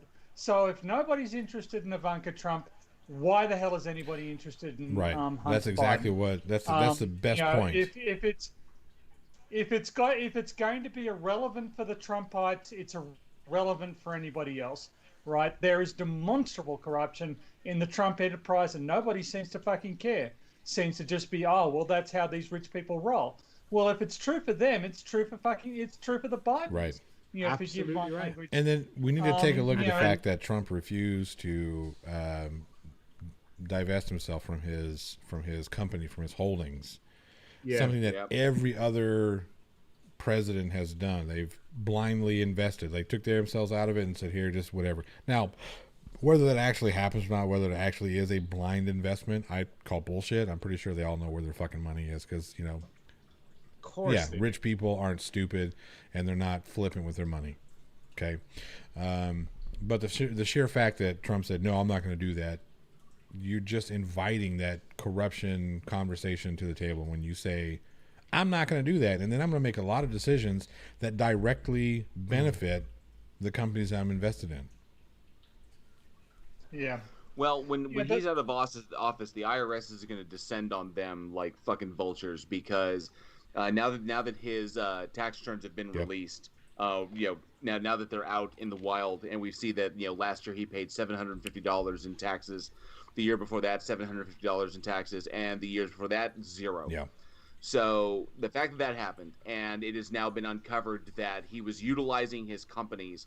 Basically, the way he was getting around it was he was paying consulting fees to his own people for the companies, and then writing those consulting to Ivanka. Yeah, and then writing those consulting fees off on his taxes, which he can do. That's legal as well, but the problem is you're doing it to yourself. Is basically what you're doing. You're hiring. It's kind of like there's a restaurant scam where a person will get a space and then they'll hire their own construction company to do the build out, and then they say that they've spent this much money when they actually shortchange, and then they pocket the end, and then they just let the restaurant fail. So that's quick mob turn tactics, scam, right? That, so mafia does that. Yeah, that's mob tactics shit. So they, you pretty much own all the parties, and you just funnel money to yourself through these deals. So that's what he was doing. He was doing it through consulting fees, whereas Ivanka would, it'd be like a $1.5 million deal, and Ivanka was paid $650,000 in consulting fees, of which they then wrote off, and so his taxes keep getting lower and lower. And this was a running scam that they did for years and years and years because he couldn't keep a business running because his flavor for opulence would destroy any future a business would have. Instead of making sound business, I mean, how the fuck do you fold a casino in Vegas after what was it, a year? It didn't even make it a year. You could, accidentally run a successful casino in Vegas. Well, it's all about where you stick your profits. And if you stick your profits back into the business and you keep the thing rolling so that it's perpetual, that's a good thing. But he doesn't. He overspent. He always went above board. He always bought things he didn't need. He always went extreme in order to impress people. In order to get the bigger, wealthier people on his side, and he's the dude with money throwing it around saying, "Hey, like me." Yep. And now he's shocked when the money runs out and nobody is his fucking friend. And then you turn around and then so he starts scamming to get more money, and then all of a sudden the people come back because you got money. The minute he doesn't, they all leave again. Fred Knotts, good correction. It was Atlantic City, not Vegas. That's correct. Even in Atlantic City, I mean, that's baby Vegas. So, yeah. Anyway. Uncomfortable, reflective silence. But ultimately, my opinion on the debate was yes, it was a shit show because Trump made it a shit show. No one should have expected less. That he was going to pull a stunt like that he was going to turn what should have been, whatever kind of debate into an absolute spectacle. That's what he does. If he can't control it and make it what he wants, he will take it from somebody else and destroy it. So he'll break you. So either he plays with the toys or he breaks all the toys. And that's what he was trying to do. He was trying to break all the toys and make Biden look like, like he was going to cry because now all the toys are broken. Fortunately, Biden did not do that. And Biden utilized one tactic, which I thought was brilliant, is he engaged the American public. Biden spent, I think the count was 80% of the time talking, looking directly into the camera. Mm-hmm. And then he would look at Wallace, or he would look at the camera. He didn't look out at the audience, which were back then they were all quiet and they were back there in the dark. But he did not look at the audience. He did not spend his time swiveling. He looked at the camera. He looked at Wallace, or he glanced over at Trump, because he did not want to spend too much time looking at him. Right. Because he wanted to connect with the people, because if you simply turn off the sound and you look at their body language, he's talking to you, he's checking with Wallace, he's talking to you, he's glancing at his opponent, going back to the audience. Right. Whereas Trump, with no sound, is shifting. He's all over the place, looking up, looking over here, doing this, yelling here, like that, and he's all over the place. Any person can look at these and go like that. That person is out of control. That person is lying. It comes out in their physicality, and it comes out in how they act on the spot. And looking like that, that's not a good sign. No. So yeah, I think Trump did himself no favors. I think the debate hurt him more than he thinks it did, which is why afterwards he wasn't really talking about it. And I think, well, to be fair, hang on. To be fair, he was suffering from that hoax of a curse, of an affliction. Oh, that's true. Yeah. So. And then the nail in the coffin, though. So if you take all these little things, they add up and they're good. But if the nail in the coffin was he refused on national television to denounce white supremacy. He has done that a lot. But this time it was put to him. There's always been opportunity for him to hedge, because he's been in control of the interview. He can walk away at any time. This is a national debate. If he walks away from the national debate, just walks off like he's going to trundle over to Marine One, okay? If he does that, he will throw everything away. So he can't just escape this one by saying I'm president, I have presidential things to do, I'm out of here, you people are not listening, you're fake news, and then he walks away. He can't do that now. So he's forced to answer. And when put to the fucking test, he refused to denounce white supremacy. The man just lost the minority vote. Well, here's the thing. Wait, one second, Irish, and then it's all yours. Let me jump in after you. Yes. Sure. The only thing that I will say is that it's not that he refused, it's that he deflected. You could hear him whenever Wallace asked him, would you deny? Oh, sure. But if you look at this, it was the fact that he was like, oh, sure. Oh, sure, if you slow it down, and then immediately try to deflect the question and redirect it.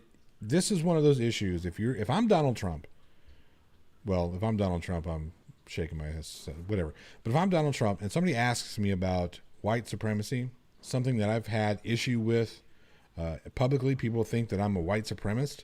If I'm Donald Trump and I'm really not a white supremacist, yes, I am adamantly denouncing all white supremacy. I'm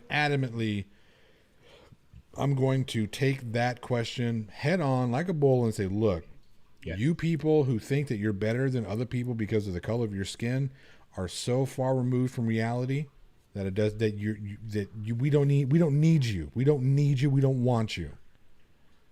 But he doesn't. That would have been perfect. Yeah, that's so easy. It really is, but he doesn't do that. Let me just jump in for one second, right? Let me jump in for 1 second. Okay. So this is a two-part thing that I just want to say, because again, I will always play devil's advocate. I watched it closely, I listened to it, and I tried to make sense of what was being said. So he was asked, will you denounce white supremacy? And he said, sure. And then he asked something like, give me a name. Who do you want me to denounce? That kind of thing. And there was a little bit of a scramble of words between people. And then Biden said, the Proud Boys, and then he said that whole thing about the Proud Boys, stand back, stand by, and then it went on to kind of a different thing from there. So now, if I was Trump in that scenario, I would have come out and go, hold on a sec, let me go back. I want to say 100% I denounce white supremacists across the board. Yep. But when they lumped in the Proud Boys with it, it changes the dynamic. There's so many videos. I saw a video today, a breakdown of about 8 or 9 times where Trump, live on TV or at press conferences or whatever, said, I absolutely denounce white supremacists, the KKK. He mentioned the name of the leader of the KKK. I don't know his name, saying that he hates that guy. But then he would always David Duke. Then he would always swing it though and say like, Joe Biden is the real racist because of the crime act, the crime bill, all that kind of stuff. Whataboutism. He engaged in whataboutism. Right. Exactly. But to come to his defense, because I've seen the videos with my own eyes, I've seen the receipts. He has on countless occasions said the words, I denounce white supremacists, the KKK, and racist organizations. Yeah. Now, he didn't do it properly in the debate. I think and he doesn't do it properly. He doesn't do it properly in policy either. He doesn't do it properly. He doesn't do it properly in policy. But to say that he never says... no, that wasn't... I don't think that was the argument. The argument was that he didn't say it in I know that.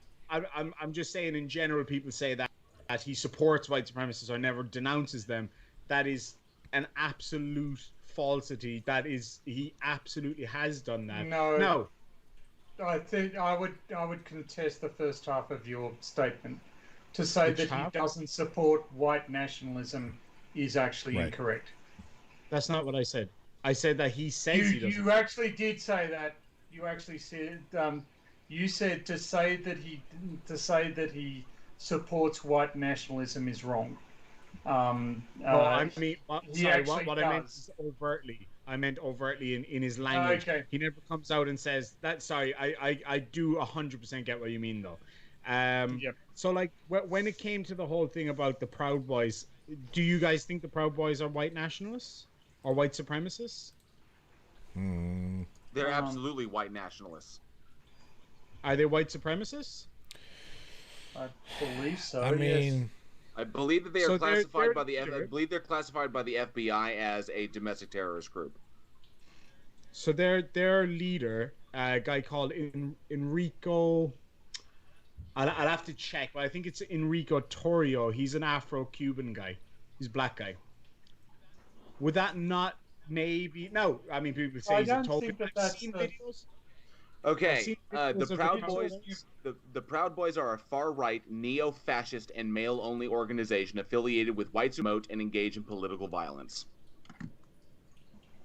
According to who? Hang on, let's see here. Page? Their Wikipedia page that they can edit? No. Enrico Torrio is the leader of the Proud Boys. A black. He's Cuban. Certainly not the founder of the Proud Boys. No. The founder is a guy called Gavin McInnes, who was a YouTube personality. He got cancelled. He was a dick. Like I know the Proud Boys was started as a joke, and people always go, "It was just started as a joke." That doesn't matter. It's not a joke anymore. Don't get me wrong. I'm not defending the Proud Boys, but I'm just being fair. The leader of the Proud Boys is definitely a black guy. I'm not sure. He's Cuban. He's not black. He's Cuban. The Guardian, November 19th, 2018. FBI now classifies far right Proud Boys as an extremist group. And I'm not denying that. I'm not denying that they're extreme. They're definitely nationalists and all the rest of it. I'm 100% sure. This was in Eli Rosenberg, November 19th, 2018. FBI considers Proud Boys extremists with white nationalist ties. Law enforcement officials say that was in the Washington. That was for the Washington Post in 2018.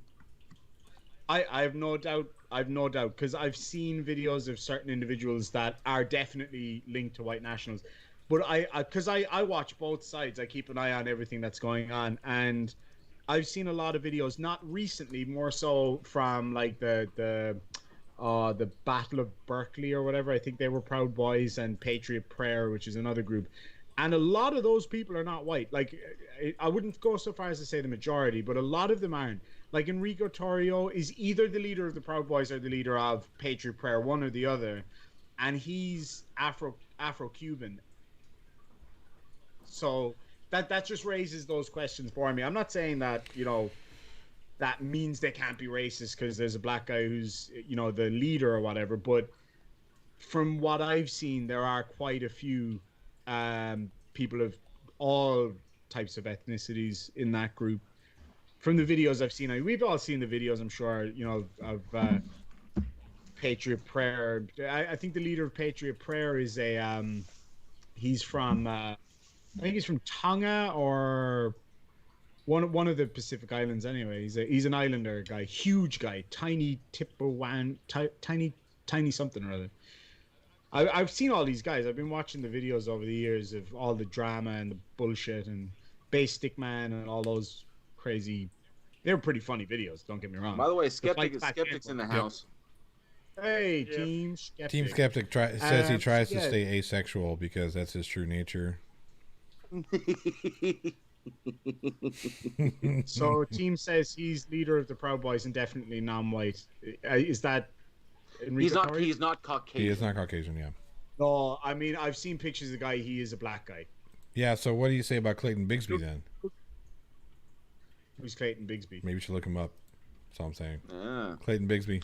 So here's the point that I was trying to make, because I saw the team was mentioning something in the chat, and I know that Team stays apolitical and he watches both sides and he sees the hypocrisy on both sides, as he stated in chat, and that's very important to do, is to stay as objective as humanly possible.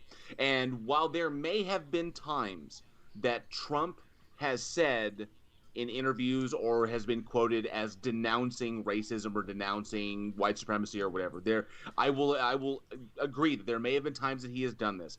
The sun shines on a dog. The sun shines on a dog's ass every once in a while. A broken watch is right twice a day. The reality of it is, very, very simply, is that when put to the test, when asked point blank, will he denounce white supremacy? Just that was the question. He hedged it and asked for someone specifically. He could have just said, yes, I denounce all white supremacy. It is a plague on this nation. He could have said that. He didn't. He hedged it and said, well, who should I denounce? And then Joe Biden was like, off the top of his head, just, how about the Proud Boys? The FBI has declared them to be an extremist group with white nationalist ties. And then, and he hedged, and he hedged, and he hedged, and he never straight answered the fucking because question. He knows that he'll lose some of his supporters if he says, hey, you guys are wrong. Here's a statistic for you. Since 2001, 87% of all terrorist actions that have cost lives in the mainland United States have been undertaken by right-wing groups. Now the number of fatalities inflicted by right-wing groups is greater than the number of fatalities inflicted by Muslim groups if you exclude the what was the bar in the Orlando, Florida shooting? Yeah. Which was arguably more of a homophobic hate crime more than it was political. So there's a lot of statements that both sides of politics are to blame, that both sides of politics are equally radical, that both sides of politics are, and the stats simply don't back that up. The side of politics that is actually inclined to extremist violence is the right wing. 87% of the terrorist attacks on the United States that cost lives are right-wing attacks. It's non-trivial. It's not, far and away the right-wing people are the violent offenders. And to suggest otherwise, to suggest that they're both equally wrong, is in large part just not accurate. It's just what not about accurate. The riots, though, Tony? Which riots? Yeah, I mean the Which riots. riots? How many? Yes. Yes. Most recent. Let's look at The those ones riots. that were Shortly demonstrably shown to be before- infiltrated by right-wing supporters. Those riots? Shortly let's look at the other side. Let's look at the other side of that as well. Shortly before those riots took part, and those riots became violent, and the rioters were confronted by right-wing vigilantes bearing automatic weapons, who had illegally transported them across many state lines in order to be there, and who were offered water and refreshment by the local police officers. In all cases. Not in riots. I mean, come on, let's be real. Cases, but who burnt down the houses? Who burnt down the businesses? Who looted? Who rioted? Who? Okay, so there's people? I know. Hang on. The shootings on both sides. Hang on a second. That's a grotesque simplification, and I'm not going to let it stand. Just because an event happens during a riot doesn't mean that the rioters are responsible. How many buildings were destroyed when Detroit won a fucking basketball championship? Yeah, I know that. That doesn't mean that all of them were basketball fans. There were people hanging around who's gone, oh well, there's a riot on. This is an opportunity for me to do something, rob a business or do whatever. That doesn't make it the rioters' fault that somebody opportunistically leaps on the back of the riot in order to achieve. I agree. Furthermore, as was mentioned by Johnny O, at least some of the violence was the result of agents provocateurs who went there and with the explicit objective of making the rioters look bad. Like the guys wandering along well behind the riot, just breaking windows and vandalizing cars. They had nothing to do with the riot. They weren't there for the riot. They were just there to vandalize. So to suggest that all of the damage that occurred as a result of this can be laid at the foot of the rioters is just a lie. It's not true. I'm not saying all of it. I never said all of it. I've watched hundreds of hours of these riots, hundreds of hours at this stage. But it is immaterial. You will notice that actually about a month before this happened, there were a few specifically. Yes, the fact that I have to even specify which case we're talking about suggests that the problem isn't even being taken seriously. Well, I think it's important, though. I think it's important to specify in that scenario. Can I jump in? I absolutely disagree. Yeah, sure. You can. Let me say one thing. There was I wish I could find this. I wish I could find this video. But there was a woman who spoke out about. She was asked about the looting and the rioting and whatnot, and she gave a very impassioned speech about the reason why she doesn't give a shit. Like you burn this motherfucker to the ground, was her language. Now, whether I agree with that or not is beside the point. When she was talking about this, she was talking about all the atrocities that befell upon the black communities, that they used to have businesses that were burned down and taken away from them. They had this, it was burned down and taken away from them. So she doesn't care about whether or not Target gets burned down because they just build another one of those things. Even the CEO from Target said, well, I don't give a shit. I can build another one. It's not a big deal. I understand the pain that they're feeling, the frustration. So yeah, I mean I wish I could find this because I want to know. I can't remember her name, but talking about that interview that I know John Oliver showed it at the end of one episode, right? Where she was basically doing a breakdown of it. It's like and it ultimately sums up: if they can't protest they protest peacefully, and right, we shut them down. So then they protest violently. And I mean, we've left them with. In other words, we've left them with no options. Right. The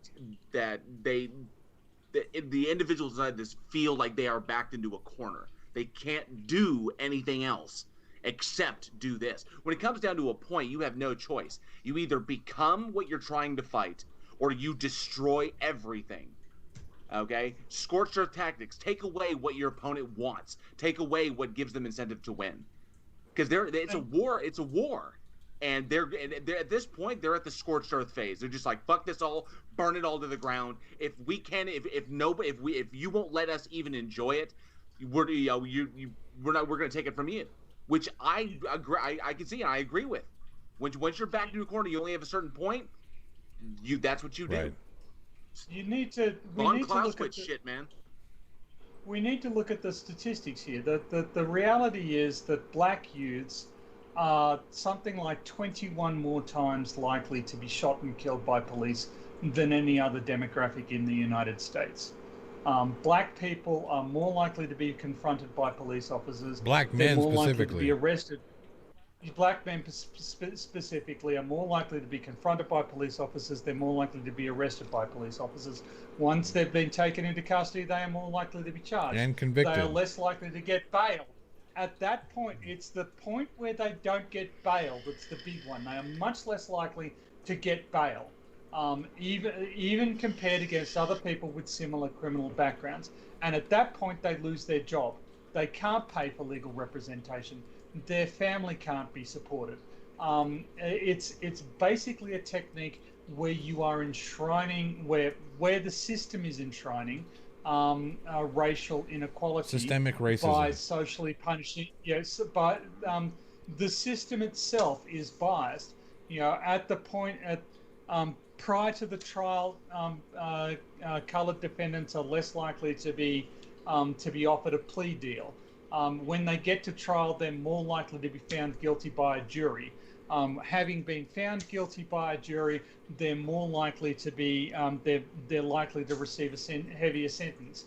At every single stage in this process, the dice are stacked against black men, and as a result, their families end up without a wage earner, and so they end up at socioeconomically disadvantaged, and then the next generation are prone to crime because the primary determinant in whether or not somebody is going to grow up to be a criminal is actually their socioeconomic circumstances as they're growing up.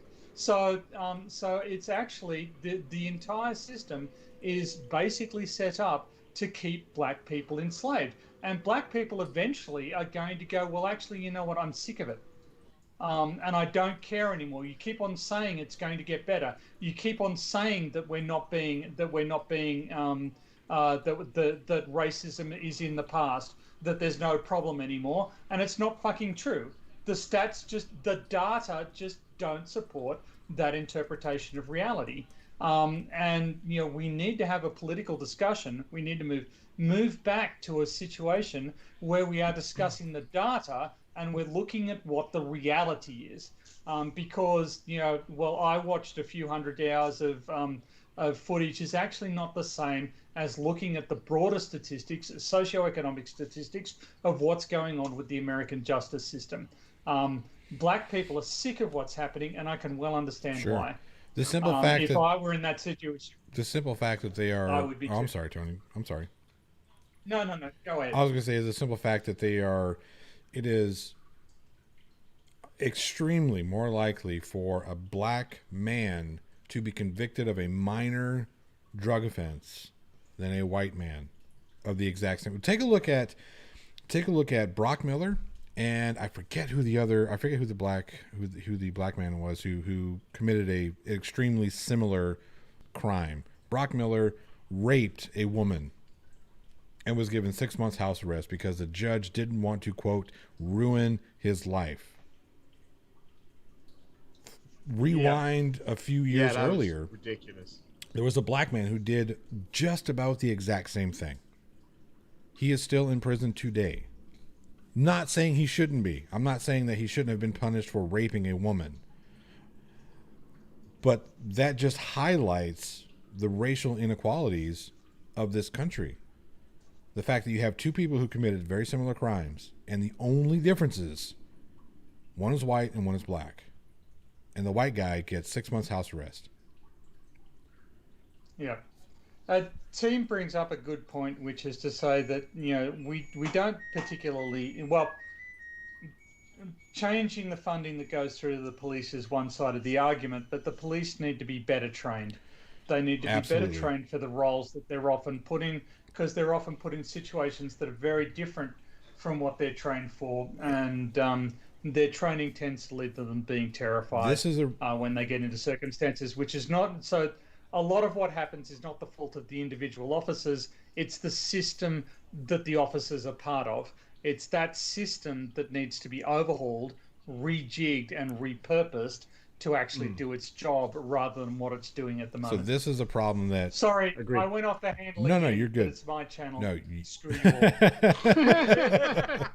This is a problem that I have with the whole, like, when Team Skeptic, when you say we shouldn't defund the police, people misunderstand what defund the police means. I'm not saying that you are team, okay? I'm not saying that's what you're doing, but people misunderstand what that means. People think that means take away all funding from the police. That's not what it means. There are certain things that need to happen. We need reallocating of funds. Absolutely. There's no reason, none whatsoever, that any single police department in the United States of America or anywhere else in the world for that matter needs a fucking tank. None whatsoever. There is no need for it. Number two, speaking about what PhD Tony was talking about, when you have police officers that are being put into situations in which they are not trained, for instance, domestic dispute situations, we don't need police going into domestic disputes when you're talking about like if, for instance, somebody has an autistic child, mental health right. situations. Yeah. We need to take that. They're not trained to do that. We are asking our police officers to do way more than they were originally hired to do. And I'm not saying that we need to send. I'm not saying that we need to send only mental health experts into certain situations. I'm saying we need to start with the least amount of response as possible. You know, if you're having one of those domestic dispute instances, like the one that happened in Florida, where the orderly at a children's home was trying to get a child who was having an episode to come back into the home to get the treatment that he needed. And this orderly, who is black, was on the ground with his legs and arms spread while this autistic child was playing with a fire truck. The orderly gets shot. How the fuck does that happen? Makes no sense whatsoever. Instead of sending in mental health professionals in that situation to help de-escalate, we send in police officers, guns a fucking blazing, and we shoot a man who is in no way, shape, or form a threat to anybody, who is complete and 100% in compliance with the orders that the police officer gave him. And then the cops say, well, we weren't shooting at him. We were shooting at the kid who was playing with a fucking fire truck. That is a huge problem. And anybody who doesn't have a problem with that, we don't need you. You need to check the fuck out. Exactly. Because ignoring those glaring issues makes you part of the problem. And again, I'm not saying this is you, team. Please don't, this is not at you. This is a 100% reflection of the piss poor attitudes that we have when it comes to training, not just our police officers, but our overall response teams. It boggles my mind how shit like this happens. You need to screen police so officers. Can I just jump in on that, right? We need to screen police officers like we screen astronauts. Yes. Absolutely. Let me just jump in on this, because this is something I have a lot of personal, intimate experience in. Most of you out there know what most of my career has been around the area of law enforcement and things like that. And a lot of my friends are police officers. He's been arrested for making porn multiple times. And by the way, I Irish, didn't make the porn. I started the porn. Total segue. I can still taste this shit. I'm delighted. I'm so happy you can. You realize how much time let me just say this, right? Let Irish finish. Let Irish finish. Yeah, go ahead. Let me just finish this thought, because this is important. I think it's important. So, first of all, in my experience, wearing a uniform, you are immediately dehumanized, and people forget that you are a human being. I was lucky in my job. I had extremely high levels of training. I was a special response officer. That was my job. I knew exactly what I was doing when it comes to dealing with individuals who are completely out of their heads on drugs, people who have serious mental health issues, drug-induced psychosis, etc., etc. And so for me, that is literally my area of expertise in that job, and that's what I was trained to do, and that's what I did. Now, here's the thing. You ask any police officer in the world, what is the worst job you can go to? And I guarantee, besides the obvious of kids, you know, unfortunately they do have to deal with some horrific things, but aside from that, they will tell you it's domestic disputes. A police officer is more likely to get killed in a domestic dispute than any other job. I've dealt with tons of domestic disputes. The passions are high, the tension is high, violence is inevitable. It's a horrible thing to do. So why, in the name of fuck, are police officers not trained better to deal with what is the most dangerous situation to them? They spend millions and millions of dollars on tanks and training them how to clear rooms and all of this kind of stuff, really militarized stuff, when in a lot of these cases what they need training is like what I got training on. Well, I wasn't unarmed, but my training was in unarmed de-escalation tactics. That's the key. Sometimes you just need to back off. It doesn't matter if they've got drugs in the house and you're doing a warrant or whatever. Leave them have drugs in the house. It's better than somebody dying. And I think what Team is saying is absolutely right. It's not about defunding the police. It's about training and vetting them better. I think it's really important. Well, so but part of that requires that we take away some of the fringe money that they have. Like they should never have been in the position to be able to afford a fucking tank, even if that tank was sold to them at a discounted rate. You know what I mean? 100%. And another part of that would be redirecting funds into those training programs. So we can't just. That's where the defund part comes in, right? So it's more about redirecting those funds. So I'd say when it comes to tanks, and I think tanks is probably the wrong word. I think any military person out there would be rolling their eyes at us calling them tanks. They're not tanks. They're armored personnel carriers and breach, machines. Oh no, like there are some that are actual fucking tanks. No, I know, but their purpose is for. It's not for literally blasting a house down with a massive round like an actual tank, like a main battle tank. I mean, anyway, that's not my point. My point is that there are definitely police services and special operations units out there that need, high levels of military gear and all the rest of it, like GSG-9 in Germany, the counter-terrorism unit, the Irish counter-terrorism unit.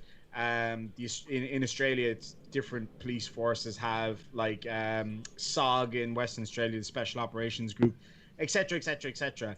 And so my point is not that they shouldn't have tanks. It's that I think the purpose of the tanks isn't it's not out in a field of battle fucking blasting each other. I think they're used differently. But my point is simple. There are definitely a need for special operations groups for, counter-terrorism and all of that kind of thing. If there's a dude holed up in his house who's got serious mental health or drug issues and he's got a gun and blah, blah, blah, you don't need a damn tank in that scenario. You need special people who know exactly what they're doing, how to de-escalate. The reality is, in some cases, you're not going to be able to de-escalate it. I've had situations where no matter what we did, we couldn't de-escalate a situation, and there's nothing left to do but to go physical and actually try to stop somebody from harming themselves or someone else. But if there's a guy held up in a building, you don't need to blast through the door with a fucking tank. You need to work with that person and try to deal with it, and then maybe as a last-ditched effort, you might have to go physical. I think it's too quick.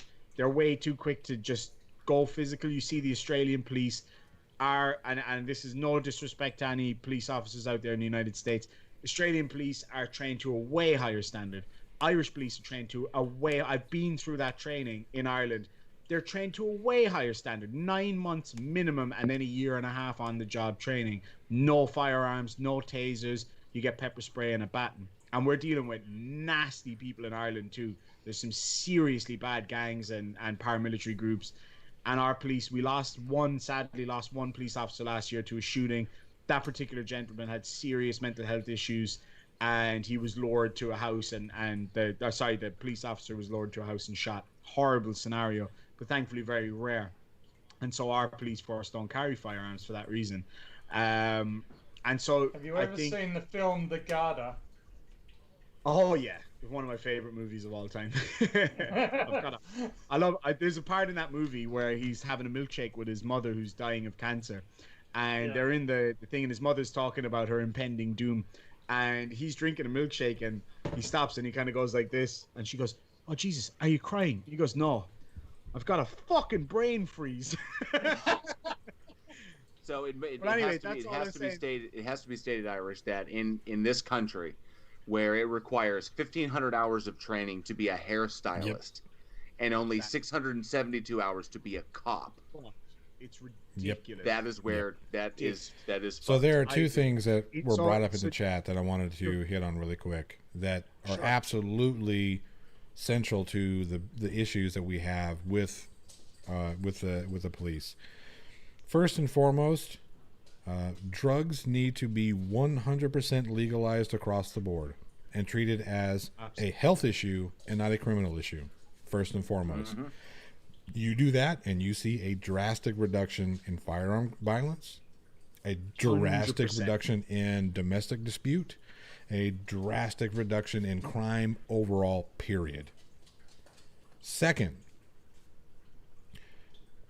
what was the other one? The prison system needs to be, we need to take away private entities owning prisons, especially in the manner in which we have them set up now. If a private prison doesn't meet, I think it's 77% occupancy, we say occupancy, then they are reimbursed by the state or local government that hired them to do the job. It is cheaper for these states to keep these prisons full by putting people in prison, by keeping that occupancy above 77%. That is a shame. So if we're already subsidizing prison systems, private prison systems, why don't we just subsidize them 100%, take them state run, period. No private prisons whatsoever. Absolutely, 100% agree. I worked in a private prison, and it is all about the dollars. 100% about the. I have seen, and now I don't work for that company anymore, so it doesn't matter. I can say whatever the fuck I want. I have seen officials within that industry. One of my jobs, I was tasked to direct protection of certain individuals. I won't get into that. And so that was our tasking. So I got to hear a lot of what was said. And one of them was like, "Oh, I hope they put away at least 50 today, so we can fill our trucks." And that is fucked, man. That is fucked. That's a disgrace. Can I just? Oh, Tony, if you can hear, make a loud noise in the background. I think he's still in the chair and he's going to slowly turn around like Dr. Evil. Tony, we have a very special person in the chat, and that is, and now this is not a joke about your appearance. His name is Daniel Pratt's water heater, and that is the person that sent me the Jepson's Malort, which I subsequently sent to you. And my question to you, good sir, is: do you have any of that Jepson's Malort left? Because he missed you drinking it. Oh, great, he's muted. That's awesome. Tony, are you muted? You sent me 2 bottles. I drank 2 bottles. Motherfucker. Sorry, Daniel Pratt's water heater. You'll have to rewind and watch Tony sink it like. Fucking. But he's in Australia. He was a you know what I mean? beast with that. Sinking, he just drank that shit and said, "Sinking piss." Yeah. He drank that shit like it was Australian, nothing. Man, he's even wearing the jersey. Sinking piss in Australia is a national sport. Speaking of which, I did see the comments about my, as Team Skeptic will know it, piss jug. Yep. You looking a little dehydrated there, Irish. Yep. We have to change your name to You know what? allegedly It's actually, Irish. Allegedly Irish. I drink my own urine, not because what was it? Because it's sterile and Not I like the because I have- taste. Because it's sterile and I like the taste. Necessary? Necessary? Necessary. Necessary? Anytime I hear the word necessary, Every time. like Mrs. Demon Every said time. something. I said something stupid yesterday. I did something stupid yesterday, and she was like, "Really, was that necessary?" Oh, it was I shouted at someone in traffic, and she was like, "Really, was that necessary?" She's the no surprises here. She's the Level-headed. cooler, The level-headed. and she was like, "Was that really necessary?" I actually basically hung out the window and called the guy. Rhymes with run. And she was like, "Was that really?" Which in Australia is a term of endearment. Like Tony Tony can testify. Like one of the things in Australia is, "Hey, you gone, cunt." It's just a guy said it to me like 5 times yesterday, and my Irishness was like, "Did you just call me?" But in Ireland, calling somebody that, your aunties would pass out. Like, got to be brought up. Yeah, Team Skeptics is everyone needs to watch the documentary on the Norwegian prison system, and I think you are correct. They don't give out more than 20-year sentences, and they treat prison like a community, and they have low recidivism, and that is correct. One of the reasons why they have low recidivism is because that prisons there are also very much like vocational schools, so they ensure that you have that when you walk out, you have a trade skill that you can apply when you get out. So that you actually go in more educated and more capable than when you went in. Mm-hmm. That's one of it's a huge thing. And so they're able to kind of, unlike here in America, where team is also correct, where we treat our prisoners as our slaves and we have them doing major work. Like in California, they were getting taking convicts, training them to be firefighters, and putting them out there to fight the blazes that are in the wildfires in California. But when they get out, they can't be firefighters, which is ridiculous. Ridiculous. You're going to spend the money to train these people to professionally fight fires, and then if they get out of prison, they can't use any of that knowledge, and that is a fucking waste of resources. Not to mention, you're putting them in harm's way by offering them, instead of I think 35 cents on the dollar, they're getting a full $1 an hour because it's so dangerous. So they're putting their lives in harm's way to serve the public, because there is no greater public than actually fighting these blazes alongside professional firefighters, and they can't even do it when they get out. That is a travesty, in my personal opinion. And I believe it's in Norway. Those prisons ensure that these people have capability when they get out. They can apply themselves. They can get jobs, and businesses don't discriminate like they do here. It's like, oh, are you a felon, or are you whatever? Then there are many jobs that you can't get simply because you are a felon. There's a lot of housing you can't have because you are a felon, and that is bullshit. If someone has paid their debt to society, they have been to prison. Prison is a hellhole as it is. They've paid their debt. Okay, they are free and clear. They're not out on parole. Yep. They are done. Then they should get that. They should get that slate. You fuck up, you do the crime, you do the time, you get to live your life. You don't get to be punished for the next 40 fucking years because of the time that you spent in there. That's bullshit. Mm-hmm. I agree. PhD Tony, sorry, go on. Master Nisa confirms that it is Norway. You are correct. So she will back you up on this. Awesome. PhD Tony, I've been informed that you, sir, are now an honorary Chicagoan. Because you did what's called the Chicago handshake, I believe. Correct me if I'm wrong, Daniel Pratt's water heater. The Chicago handshake is, I think it's drinking old style beer or a Jepson's Malort. So you and I are both honorary. I think I'm automatically an honorary Chicagoan because I'm Irish, and they have all the same slang, and most of their crazy language comes from us. But yeah, so we are now both honorary Chicagoans. Thank you very much, PhD Tony's water heater.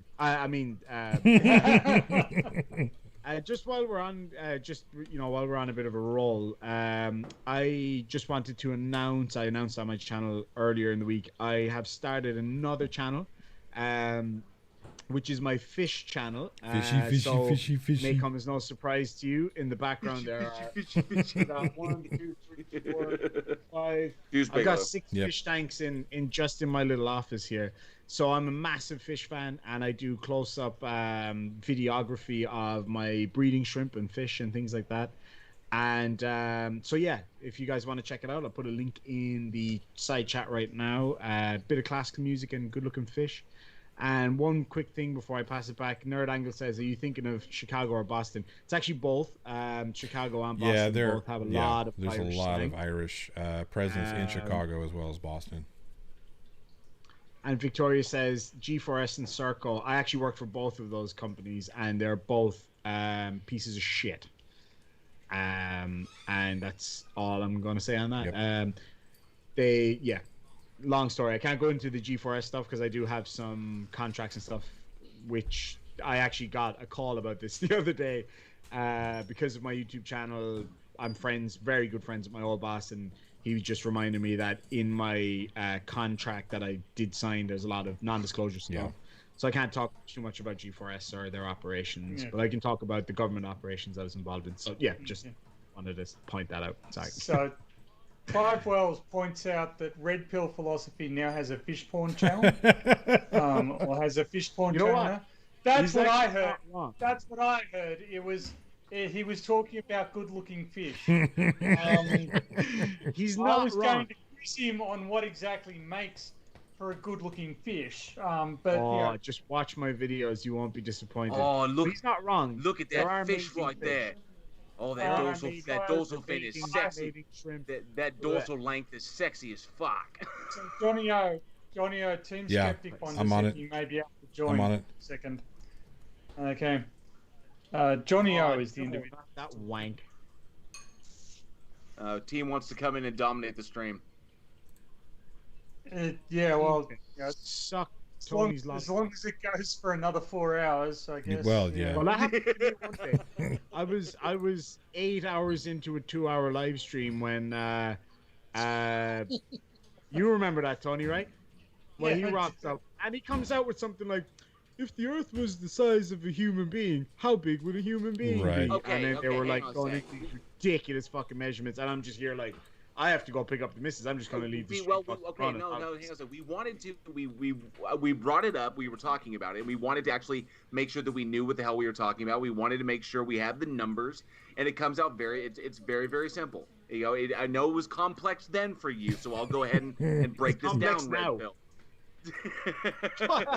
It's very simple. If the Earth was the size of a basketball, a human would be the size of a virus.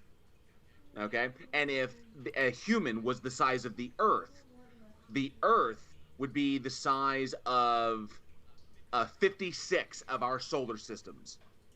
Of our solar system, like 56 times the size of our solar system. And the size of that Earth would still only be 1/4 of the way to our nearest star. That was the comparisons that we were making. Yeah, I just spaced out there. You're Mic check. yeah. Hey, there he is. Oh shit. Skeptic. He's the basketball flat. All right, everybody hand the keys to the stream over. Nope. Let's see if I can put. I'm gonna put Team Skeptic's picture up. Hang on 1 second. Hey, can y'all hear me? Yes, we can hear you. I can. Okay. Good I day, can team. hear you guys too. Huh? Huh? Are you leaving, Tony? Tony said, "Fuck off." Scared him off. He knew you were gonna. He knew you were gonna take the stream No, over no, anyway. So no, I was just Yeah. putting my chocolate in the fridge. I decided Yeah. it's getting rubbish in here. No, let me guess. You're grabbing the mink oil to lube up the head to get it nice and shiny for me. I appreciate it. Yikes! You really don't have to. You don't have to fucking be that dedicated to impressing me, but I appreciate it. I do recognize the effort. come It's on, much we shinier. all know putting the chocolate in the freezer is just Aussie slang for sex. Yep. Absolutely. It's- Team, did you see the picture I found of you? No. I will send it to Johnny O. I never knew you were a cop. Is all I'm saying. Oh yeah. I am a police officer. All right, I'll send the picture. Just absolute proof that you are indeed a police officer. Yeah. Now hold on. How do y'all hear me? What do you mean? How do we hear you? We have ears. Loud and clear. The magic of sound wave. Yeah, but I will just say this: the should hear sound me. is very bright. Oh wait. Okay. Listen. No. Listen, you smell that? Johnny O, I just sent Ghostbusters. you. I just sent Yep, you yep, some pictures Ghostbusters, on the yeah. screen. I'm just trying to figure why y'all are hearing me right now. You shouldn't be able to hear me, but hey, I'm glad you can. Johnny O, I just sent you a picture of Team. Okay, give me a second. Why wouldn't we be able to hear you? I Yeah. mean, your mic's connected. You're live.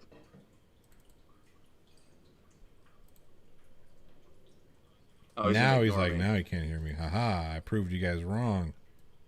No, okay, so my mute button said I was muted, but I really wasn't. When I pushed it twice, then it showed me the correct state of my mute function. Sometimes it takes a couple of presses to get it going. Where did you send? Where did you send That's that, also- Irish? That's some sexual advice. I think it was on the Discord channel. Okay, so Y'all are having a great conversation. I know I'm yelling in the chat, but I'm not yelling at any one person individually. I'm yelling at every American out there who needs to step up to the plate and take some political responsibility for the state our country is in. Because I think right. the political ignorance in this country is why we have a fucking living Cheeto as our president. Okay, and there's no anybody that wants to bitch out there. If you voted, then there was more people that voted against, or at least how the electoral college is. However you want to do it, I don't care the fucking vote is. The political system picked that guy, and you voted. There is political ignorance in this country. We need to have an actual person. People need to understand that the presidency, it's more than just a figurehead, right? What is the president? Like, what's the whole goal of the president? He's supposed to hold one job. What is that job? Stand there and wave with his hand in a cup? Nope. Wrong. Commander-in-Chief? Either one of those two jackasses ready to lead the military anywhere. No. But who was the last president? Who's the last president that was ready to lead the military anywhere? John F. Kennedy. Well, okay. John F. Kennedy was a naval pilot. Who was the guy George W. Bush screwed over? Al Gore. Colin Powell. Oh, yeah. No. Not just guy. Colin Powell. Colin Powell would have been a pretty decent president. But you have to realize though, Colin Powell was when you look back on his career, he was involved in a lot of shady things. So you got to be careful about putting somebody like that in office. But the thing is that more and more, because of the political ignorance of our population, of our general population, more and more you're going to see actors and people who have social influence being put in the position to viably run for presidency. This is it's a shit stain on the white dress of society. We cannot allow this to happen, no matter whether you vote left, whether you vote right, whether you vote independent or other. It doesn't matter. Get your head out of your ass and stop acting like you're not part of the problem. You're part of the problem if you don't know what's going on and you're actively bitching. Either shut your mouth or become a part of the solution. Just fucking throwing ignorant ass statements out at people and muddying the waters for people who are actually trying to make political progress in this country is not helping anything. And it's keeping us in the dark ages politically. It's taking us backwards as a society. If 60 years ago, I don't know if it was maybe 40 years, maybe it was 60 now. 60 years ago, you would have talked to Martin Luther King about the state of this country right now, he would have been embarrassed. That is the last true social justice warrior that was a social justice warrior in a good way. Everybody after him has been a virtue signaler fighting for an idea, not for actual action and not for actual making any problem better. They're just simply advocating for ideas that they probably don't actually believe in. Like Alyssa Milano, who advocates for defunding the police, then calls the police when a child is on her $1 or $1 million lawn with a pellet gun hunting squirrels. You can't have it both ways. You can't not fight for an idea. You have to fight for action. That's why when I agree with you, we don't need tanks. We don't need to overfund the police, but we don't need to take money away either. It's a reallocation process. Take the money, hire more people, screen them, make sure they're qualified, give people who deserve good jobs, give them good jobs. Make a police officer a job that's worth fighting for, not a job where you have to, bargain with yourself whether you're going to allow somebody that you're not quite sure whether he has a weapon or not, but you're going to bargain with them whether it's worth, losing your life over. Instead, put somebody who's educated enough to assess the situation and correct the problem without deadly force. There's a lot of things that can happen. But that's I think that there's a step that I'd like to mention, and it's only a brief one. The United States has over 10,000 independent law enforcement agencies. That needs to be changed. There need to be far fewer law enforcement agencies with consolidated training and information sharing. I think that would, Well, because I okay, think so that there's a lot of duplication, unnecessary duplication that's going on in law enforcement well, let me that you explain could do why it that more is, efficiently. Tony. Let me Well, I know why it is. I just think that it needs to stop. Well, the reason why it can't stop in America is because of the 10th Amendment. So, the police force is typically something that's very localized, whether it's a municipal force or whether it's a Yep. state force. Those are usually localized to a point where they can enforce the rules and laws that are, that are bound by a certain city. So, let's say you had a county sheriff, right? And in one city, you have an ordinance or a law that is enforceable in that city but not enforceable in the city next to it. In Dallas we have it a lot because we have wet and dry cities. So sometimes you'll have a city that can serve alcohol sitting next to a city that cannot serve Which is alcohol. fucking So you stupid, have by the way. Yeah. It's stupid, but that's the way the 10th Amendment is set up. The 10th Amendment is set up so that the federal government can be as hands off as possible at the community level. We do not want our federal government, whether it be a police force or even a tax force. I mean, people look at how much the number one agency in America that's despised the most is the IRS. Why? Because they're a federal agency that takes your fucking money. I think it's. I don't think know, it's that it's a federal agency. I think it's just anybody who takes your fucking money. It could be. It could be local because you have state and local taxes that people fucking hate. But it's just anybody who puts their hand in your pocket. They hate them. They hate them, but people are more willing to accept a state and local tax because it goes more towards state and local. Yeah, things. but that becomes an education issue then. That becomes an insane. education issue then because there's a lot of money that our federal taxes go to pay. People seem to forget that just because the money goes to the federal doesn't mean that we don't see a return on that, right? So there's a lot of subsidies that go state by state, Right. Subsidies for infrastructure, subsidies for for protection, be it military, be it police, firefighters, and stuff. Just because I agree that there should be a little less exchanging of hands when it comes to that, but just because the federal takes our money doesn't mean that we don't see a return on that investment. Doesn't mean that it goes to anything different. And that's where the 100%. Education thing kind of needs to come in, that people need to realize that taxes are a necessary evil. Yeah. Yeah. So I kind of want to just stick a point in here. Back in the 1950s back in the 1950s, the top marginal tax rate in the United States was 90%. Yep. And the country did not descend into communist anarchy. People didn't stop running businesses or anything like that. The country operated just fine, even after JFK decreased the top tax rate to 70%. But at that time, the United States was able to fund a massive infrastructure program that built highways and bridges and dams, and fund NASA. Put a man on the moon. If you don't pay taxes, you don't get that value. You don't get that return. You don't get infrastructure. You don't get these projects. Sorry, carry on. Yeah, I was just gonna say, and this is kind of to support what Johnny was just saying. So recently, and you guys can correct me if I'm wrong on all this stuff, but recently we made same-sex marriage legal at the federal level, Mm-hmm. right? Yep. And there were states that were threatening to go against this federal law. Now, see, here's the thing: there had been people that were fighting. It's already gone through the Supreme Court. So that the law itself is enforceable. Okay.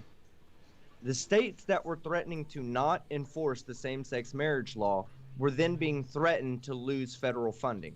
And this is exactly what Johnny was talking about. Even though we pay taxes here in Texas, a portion of our taxes that go to the federal, the federal government, the federal taxes we pay, a portion of that goes to these other states. But a portion of their collected money comes to us as well. So so he's right. We do see benefits of federal taxes. And I'm not against taxation at all. Like, I'm okay with paying taxes. The people on the far right or the extreme capitalists, they would prefer not to pay taxes, obviously, right? but they also would prefer not to have the government in any bit of their business whatsoever. If you ask them, would you prefer that the government has a waste disposal ordinance that you have to follow? No, of course they wouldn't. They would save money by just dumping it in the Right. oceans. Can't have that either, you know? Like we got to understand the dangers of every ideology when you push that to an extreme. Capitalism begets greed, okay? Well, greed is a dangerous thing to allow to happen to billionaire companies, you know, billion-dollar companies or trillion-dollar companies. That's how billion-dollar companies become trillion-dollar companies. When they say, hey, look, you know, us two, we're the two biggest guys on the block. Why not merge our stuff and split our profits? You know, and then just become so much bigger. Yeah. In economic terms, what you're describing is called cartelization. So forming cartels that that wield undue influence. And this is the thing. You know, people object to sort of big corporation, well, big government, sorry. But if there is money in a corporation killing you, they will do it 7 days a week and twice on Sunday. For sure. And it's been demonstrated throughout history that, you know, private enterprise is perfectly willing to kill people if there's a buck in it for them. The American prison system. Yeah, and so you know, we live in a society where the defense is some form of legal consequence, but the results you get from the legal system depend on the amount of resources you have to throw at the legal system. Yeah. So wealthy corporations are going to get much better deals from the legal system than private individuals. So if it comes to a competition between, if there's no government whatsoever, and it's just and somehow magically the neutrality of the courts is maintained, then corporations are going to have a huge advantage over individuals. In order to protect the individual, there needs to be the government needs to be wealthy enough and well-funded enough to fund legal actions against multiple large corporations at the same time.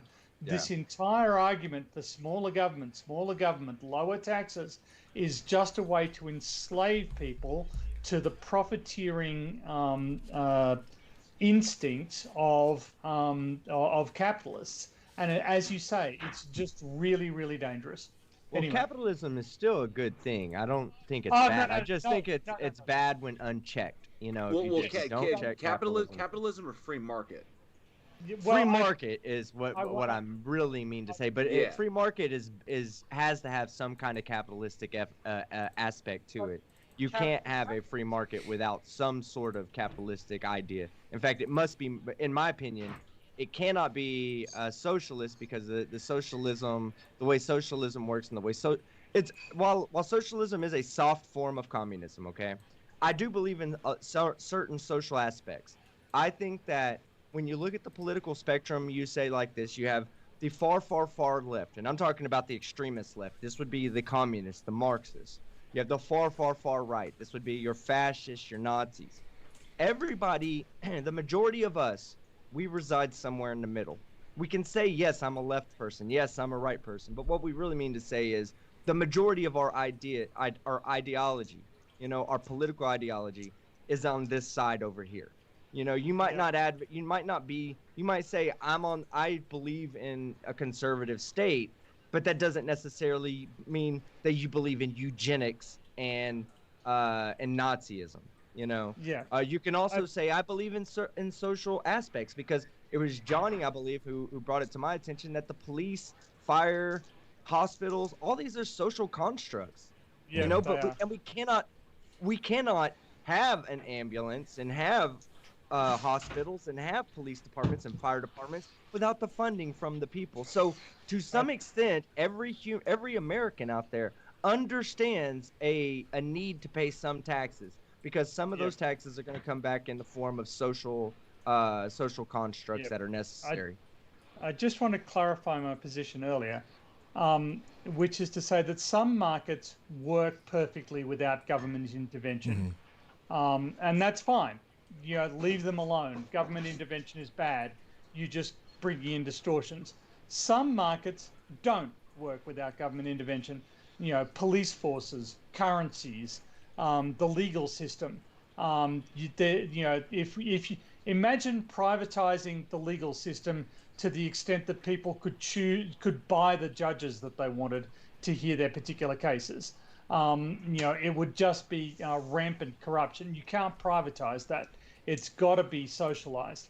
Same with your currency, same with a number of other systems. And this is why socialized healthcare is a demonstrably better product, because the market doesn't work without some degree of socialization. See, I'm with that. I'm with that. That's what I'm saying. You can have a free market in a democratic socialist system. Yes, agreed. Agreed. See Canada. And there'll still be aspects of capitalism to it. You have to have certain aspects for it to be a free market. Yes. You have to have some kind of competition. I think that's that kind of self-regulating system that you have. That if it's a democratic socialist republic, which is kind of like what we should strive to be. Okay, and the onus, the import is not put on unmitigated capitalism.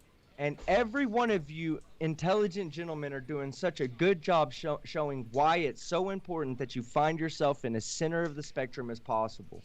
Because there are certain aspects of socialism that do work for a society. And there are certain aspects of capitalism that do work for a society. And there are other aspects that don't fall in the realm of either one of them that do work for a free society, and for a society that's not only free but budding, growing, and set to really make waves for the future. We in America need to understand that what happens here is felt across the world. It is absolutely felt across the world. It's the saddest part for me. I lived in the United States for 5 years. One of the things that sort of leapt out to me, living in Australia for 40 years, I've never once had anybody stop to pick me up while I was walking in the rain. Never even occurred to any of the people driving past me. Happened to me twice while I was in the US. They're very kind people, and the US as a country, has provided some enormously valuable leadership in terms of the direction of world powers, like funding the United Nations, funding the World Health Organization. Just America has made a lot of this possible, and it's sad to see that leadership sort of being lost. I feel poorer for that happening, and I really want to see America back in its rightful place. Not necessarily perfect, but showing us how it's all done. I'll tell you, the tides will change the moment we have one independent president.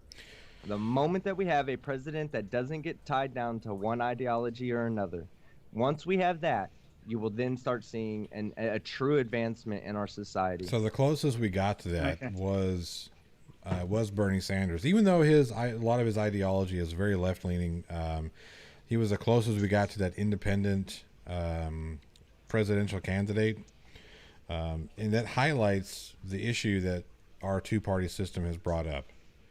I get where everybody who doesn't want to vote for Biden or Trump, they say, well, I'm going to vote for Libertarian Party or Green Party. Look, as much as I agree with your ideology, as much as I support that, I also recognize the realism that is going on there. You're just throwing your vote away. And that's sad, right? That's a sad thing for me to say, because it shouldn't be that way. We should be able to have 10 different candidates representing 10 different things. Yeah, it really is. We should be able to have, 3, 4, 5, 6 candidates that represent, the majority of the political spectrum, and pick between those people this binary that we have here. Go ahead. I want to ask something to anybody that's listening to this. When are you going to start holding your politician, your local politician, accountable for lying to you? And here's the thing. That's exactly where I was going to go with this, right? So when we talk about the way we change our two-party system on a federal level, is we have to start in the local level. We have to start there. That is where you are more likely than not going to find somebody who isn't either A or B, who could be a C or a D or an E or an F, whatever. You're going to find that's where you have the most impact. And not only do you have the most impact in getting somebody who isn't an extreme right or extreme left or Republican or Democrat, who can be an independent voter or an independent thinker, they're ones that are going to directly affect your lives the most. Your comptrollers, your city and state, local governments, all that stuff, they're going to affect you more so than the president or even your senator. Yes. Yeah. So getting those And people that is in those true. positions and showing what an independent voter or independent candidate can do, and it's going to take time. It's not something that can start today and 4 years from now, okay, cool, now we have an independent who's going to no, it takes time. We have to pull the political pendulum back more towards the middle.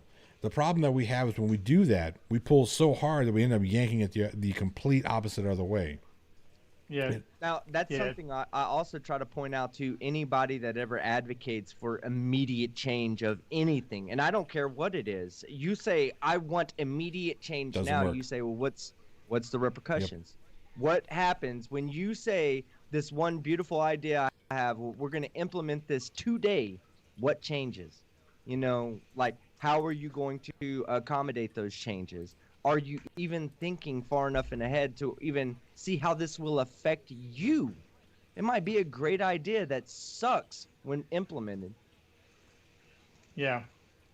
I think sort of one of the reasons I think Trump got elected, and I was saying this the other day, is because Trump got up in front of everybody and just said, I can solve all your problems and it's going to be really, really simple. And who doesn't want a simple solution, right? It's very, but of course he was bullshitting. There are no simple solutions because all of the simple problems have already been solved, right? Only the complicated problems are left. And he took the liberty of bullshitting the voters, and the voters were happy to be bullshitted because they kind of squinted and convinced themselves that he was honest or whatever. But we need to grow up as an electorate and understand. If a politician gets up and says, "Okay, I did that, but I was wrong. I made a mistake," we need to not punish that politician, right? I mean, it's like flat earthers. Flat earthers are absolutely fucking... JM Truth is kind of the poster boy example of just someone who is terrified of being wrong. He cannot cope with it. And he will lie and he will distort and he will, do everything on the face of the planet to avoid admitting that he was wrong about anything. And so we've got now we've got the ultimate political expression of that tendency. Trump is exactly the same. He'll never admit that he's wrong. It's that ever. narcissistic thing. And we need to. But when a politician admits that they're wrong, admits that they made a mistake, we need to not shit can them. We need to go, okay, well, did you learn something from that? As long as you learn something from it, a mistake is not necessarily a bad thing. But instead, we create the environment where politicians go, well, no, I'm never going to admit to a mistake. Yeah. Because as soon as I do, my career is over. Yeah, the absolutely like in Australia, I think you guys can attest that in Australia, when the sweeping gun control was put in place, there was that one politician who was a conservative who basically sacrificed his career in order to make that happen, and it happened. It's good, and I don't hear a single person complaining about it today. And the fact that you guys haven't had a mass shooting, I think, in over a decade now, whereas we're dealing with one virtually almost every day. So at the time that it was being enacted, everybody was up in arms. Oh, it's control, it's government, blah, blah, blah, blah, blah. But this one politician sacrificed his career to make it happen and make people safer, and boom, it happened. People are safer, no mass shootings. So he shouldn't have had to do that. He shouldn't have had to put his head on the chopping block and say, you know what, I know I'm giving up my career, I know I'm giving up my future as a politician, but these people need to be safe. Well, but here's what here's the problem I have with that statement. It shouldn't be a career. Being a politician should not be a career path. That's an excellent point. Also true, yeah. You know what I mean? I'm sorry, but you're a senator for, in the States, what do Senate terms run? What is it, 6 years? You get 2. 5. Okay, you can't remember. Yeah, you get 2. That's it. House of Representatives, you get 4. That's it. and get the fuck out. Same thing with Supreme Court justices. You get somebody said it should be 10 years. Okay, cool. Make it 10 years. You get 1 10 or 2 5-year or one 10-year, and then you're done. Get out. Do you advocate for a rewriting of the Constitution? Why not? We've done it 27 times. Hey, yeah, We guys, need some- guys, listen. we need some I'm a conventions, centrist. man. I'm a centrist. I see problems with a 270-year-old document that's supposed to help govern us today. That was written. Like, come on. That was written Updated to language, change. updated language like the Second Amendment, yeah, would be really fucking helpful. Well, I'm an advocate for the Second Amendment. You'll never hear me. Well, yeah, I back that 100%. I'm not against the Second Amendment. I'm against the wording that is utilized by individuals who are extremists in order to justify their position. I agree. I think it's agree. silly. I agree. think it's silly that we are more willing to interpret, or we are more open to interpretation of the First Amendment than we are the Second Amendment. Yeah. Because, I mean, all you have to do is go and look at the Hamilton Papers and explains what the hell is going on with the Second Amendment. And the reality is the militias that they're talking about are the National Guard. The government cannot disarm the National Guard, except in 2027, what year, fucking year was it, when now the National Guard is under the purview of the federal government as well. So, but that was a recent bill that passed that apparently no one seemed to notice. Oh yeah. Going right by, and the minute I saw that was like, holy fuck. Yeah. Because now the government, the federal government, can shut down the National Guard. So that was the whole point. The National Guard was meant to be the militia that we have in the event of a tyrannical government, and that the federal government can never disarm them in case they turn the military against the populace. The National Guard was our defense against that, not these fucking assholes running around in the Pacific Northwest with fucking MAC-10s thinking they're going to defend this nation. Yeah, I think that when the Second Amendment was written, it was not possible for an individual to carry on their person a firearm sufficiently powerful to kill, say, 100 people inside 60 seconds. But that is perfectly possible with today's weapons. Yes. And so that amendment was written in just vastly alien circumstances. I don't think the founding fathers would have anticipated that it should be enshrined as scripture rather than adapted to the real life circumstances that the country is experiencing. I think more people should own guns. Well, I mean, Do what? I think there should be more gun ownership. I think don't. more responsible gun ownership would lead to less gun crime. But that's not the That's issue. the operative word. You said responsible. No, for sure. It has to be responsible. Well, I disagree. I don't think that a private individual has any need to own a semi-automatic long arm. I don't think that that's necessary. But do you see any need for a individual to not own a long arm? Yes. A Mass semi-automatic. shootings. Mass shootings not are done by deranged individuals. Yes, But deranged what if they individuals did with not have the legally gun? purchased firearms. I agree. You should find a you way to explain reduce to that me- from happening. You explain to me what need you have for a semi-automatic long arm. You explain to me why you need that. I can't remember the exact shooting that happened, but there was an attempted mass shooting at a church in Texas where that was stopped by people attending the church because the people attending the church had the firearms on them to defend themselves. Yeah, okay, Yes, I do remember but that incident. don't- Hang on a But second, they Tony. don't I need a remember that semi-automatic incident. rifle. No, I remember that incident, and the individual who took that shooter down, because that shooter actually caught 2 people, but the individual who took that shooter down was was something like 30-year veteran with a weapon. I think he was ex-military, and he was also a cop. He was an ex-cop. So he had like something like 20 plus years or something like that on the force. So that is an individual who has had the training and the experience and the longevity to carry a weapon. It wasn't anybody else in that church. It was the person with the training and the experience in order to handle that situation. And yes, I agree with that. If the level of training is applied in that situation, but if that ex-cop had not been there, just like in Garland, when we had those two fanatics trying to shoot up the The Muslim. over the Muslim thing, and it was a Garland cop with like 35 years under his belt, and he was a national champion sharpshooter and quick draw specialist, and he dropped them both, boom boom, no problem. That is the level that I'm talking about. There are examples of members who are not police force that are concealed handgun carriers, concealed carries that have stepped in and saved. I agree. That's a different argument from a semi-automatic rifle, right? Yes. Semi-automatic pistols. I'm not trying to draw a line there. I'm trying to draw a line at semi-automatic rifles, AR-15s. So what about the AR-15 is no different than an AK-47 or any other long rifle. Any type of weapon. Hang on, everybody. We're talking over each other. Let's back it down. Tony, you were making a point. That would be exactly my point. If it is any semi-automatic long arm, and I know Brainy Beaver. I can see Brainy Beaver in the chat there talking about clip sizes. We have clip size limits in the US as well.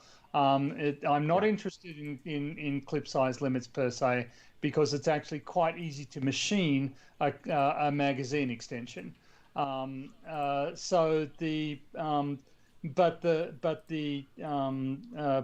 what my concern is rate of fire.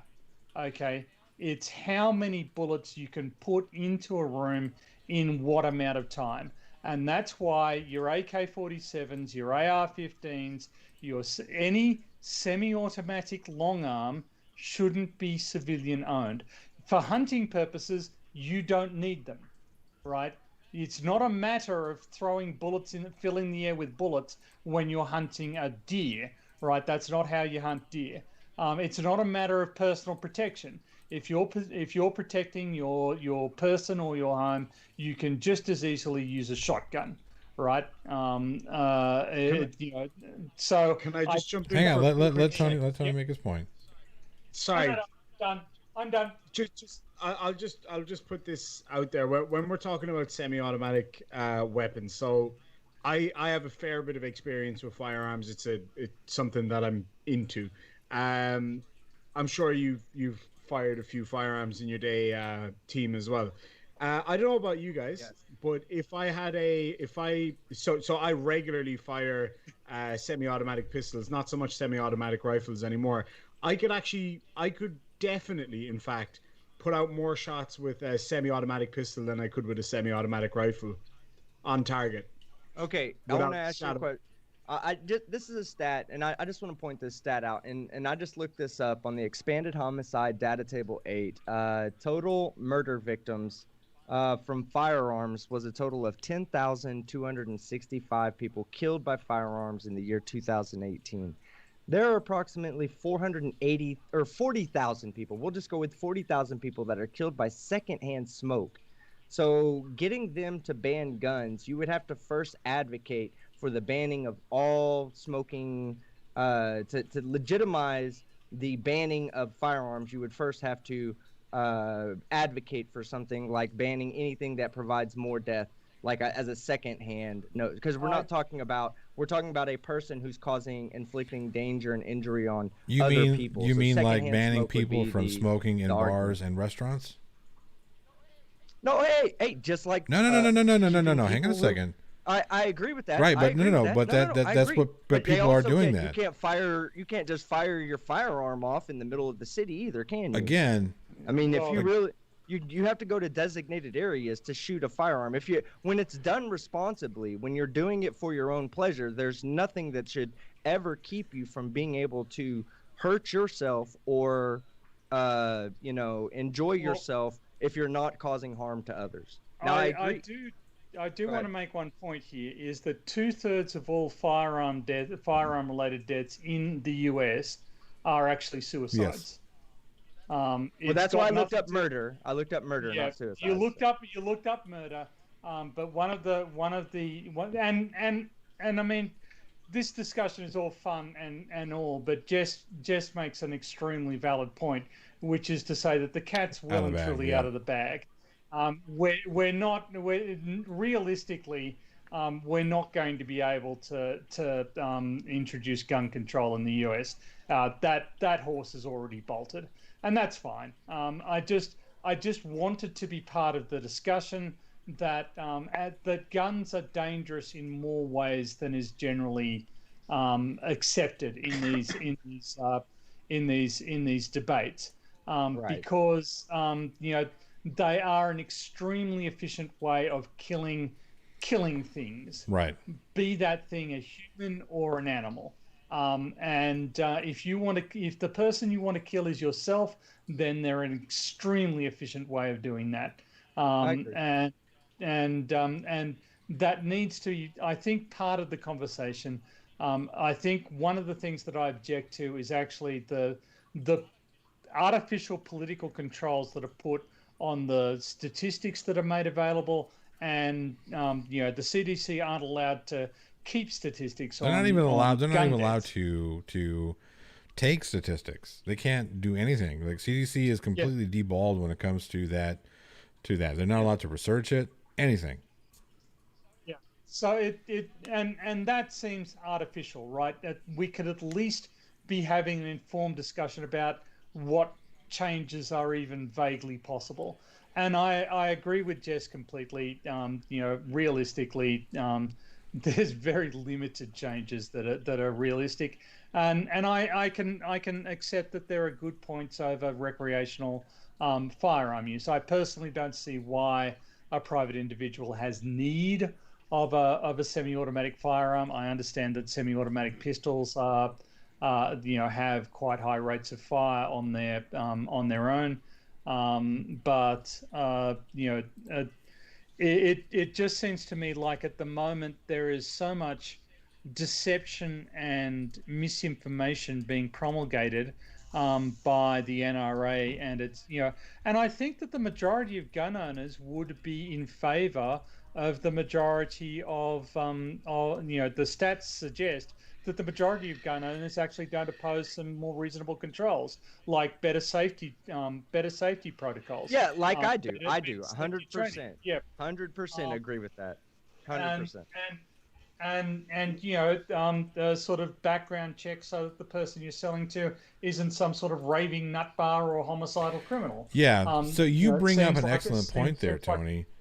Part of the issue that we have is that whereas a gun shop, for instance, Team and I, we go to a gun shop and we aren't allowed to just walk in and purchase a firearm without turning over some sort of identification, passing a federal background check, all this stuff. However, almost any given weekend in Texas, we can go to Will Rogers to a gun show and just buy all the guns we want without so Tony, much as I'm gonna freak you out a little bit, Tony. Okay, in my lifetime, I have probably purchased and sold 50 firearms at gun shows, unregistered, and it's not illegal because we do. No. There's legal transfer claims and whatnot that you have to do with firearms, and you do that.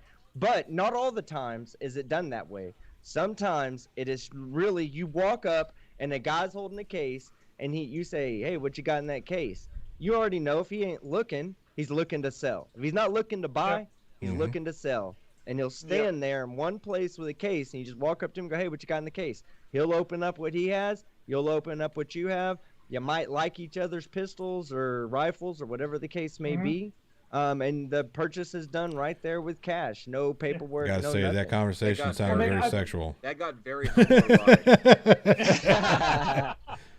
I like your package. Well, I like your package. I'm gonna be honest. I get a sexual satisfaction from the firing of weapons. And here's the thing: whereas most of us get it from just looking at looking at who we're attracted to.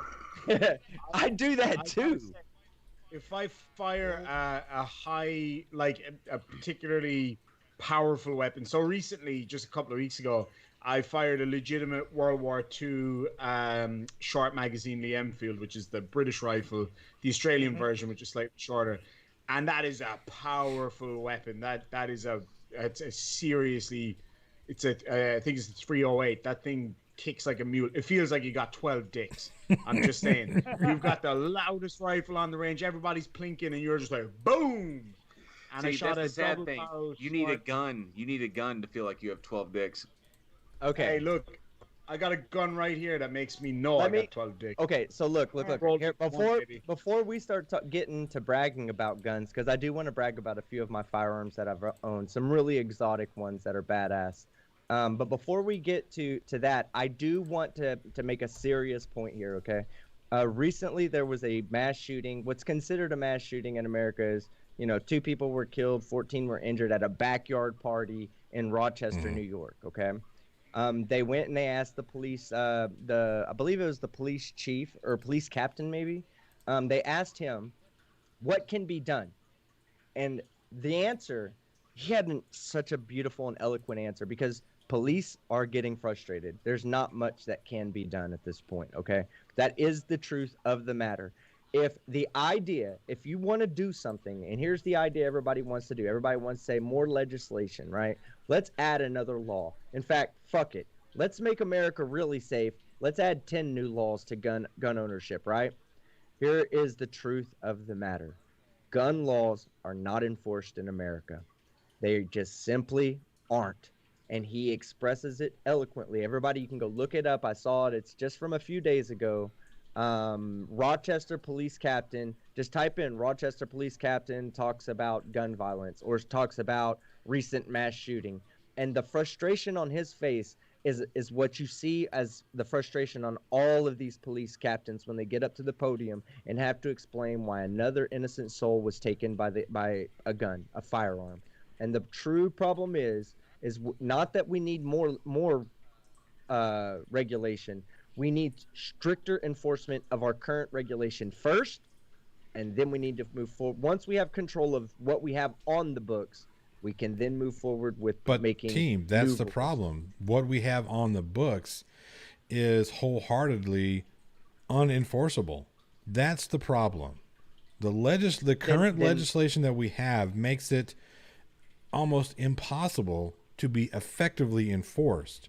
So the rewriting of we need to get rid of what we have and write new shit that actually works. For instance, nationwide background checks absolutely have to be a thing. Oh, 100%. Have to be a thing. 100%. But we don't do that. 100%. Any responsible gun owner is 100% in support of that.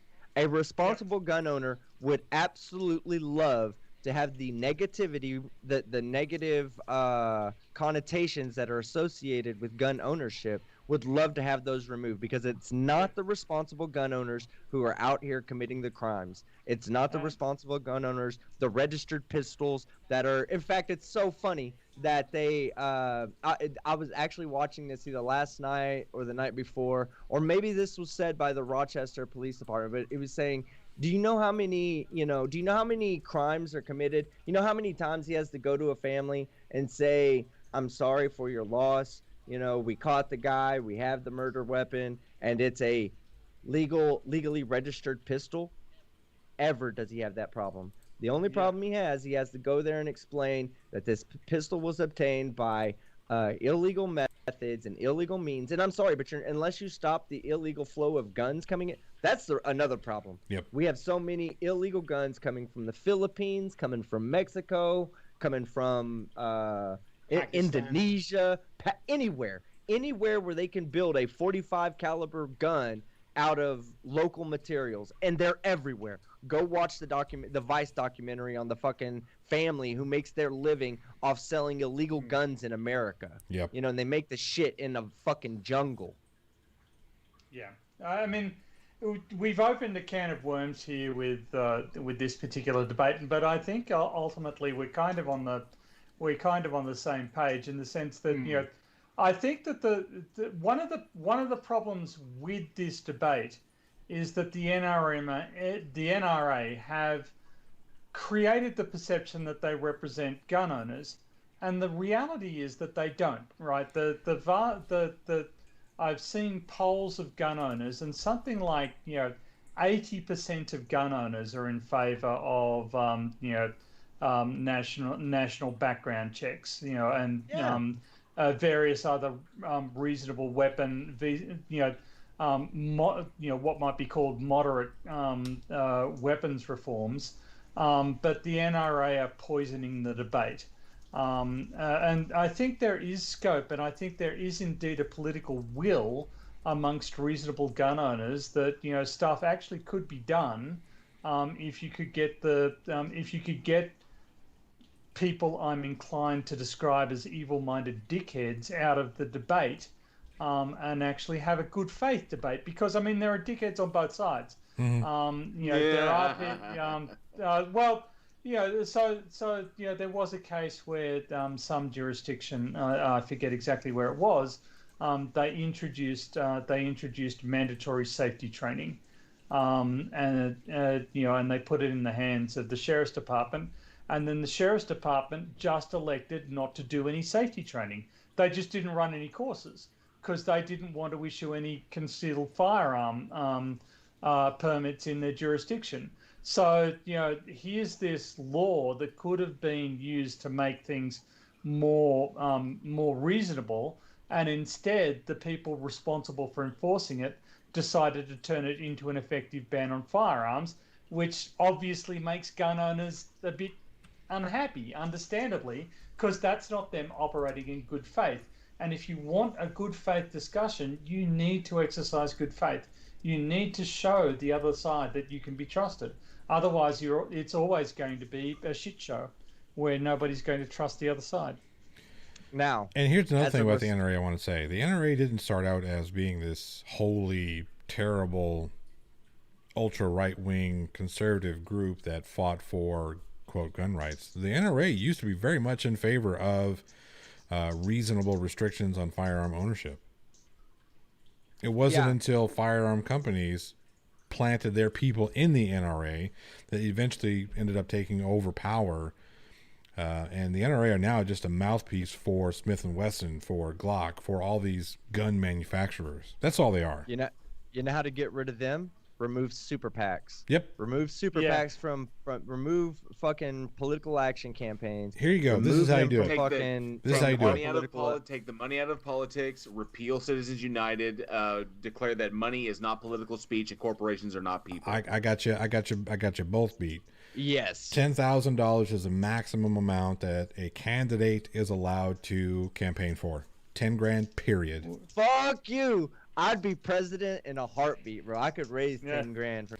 And that's fine. No, but that's fine. But here's the thing. Here's the thing. Wait a minute. Only if I'm your running. Just a second, though. But just a second. Hang on a second. And that's fine because right now, who wins an election?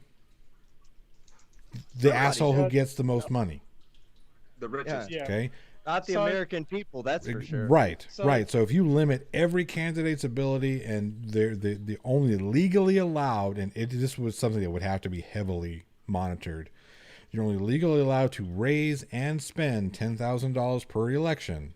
Now we make it about the policies. We make each one of these assholes have to pick. No longer are we going to be, spending all this time in Michigan and in Florida and all the swing states. Now it's going to be, well, I got to be overpowering with my entire campaign. And I'm only allowed, another thing that we need to do, we need to limit it to 6 weeks only. You are only allowed to campaign for 6 weeks. What effect would that have on basically network television that, subsists on the free? It would. Because that ad time, they make billions off that ad time. And that's the reason why it'll never happen.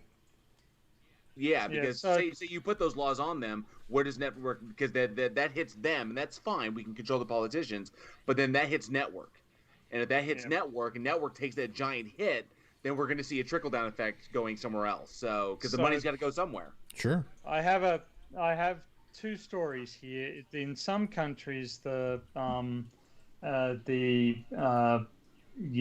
you run for public office, the government supplies all of your publicity money. The government gives you a grant, and you use the grant to fund the publicity for your campaign. So in Brazil, they often have people running for public office for the sole reason that they will get to make an advertisement. So they will make an advertisement in which there's a crappy special effect of them flying over Brasilia in a Superman cape. And that, Oh, I that is saw the that. I entire, saw that one. Yeah. Yeah. that is the entire reason behind the guy's uh, emergence into politics, such as it is. In Japan, they have something similar, and there was one election where an official took the money that he was granted for his publicity, broke it up into even amounts for every voter in his jurisdiction, and mailed it to them with a note that just said, "Here's your share of my publicity money. Please consider voting for me." Um, which I actually considered to be, quite a good tactic. But apparently, it's corruption or something, according to the authorities.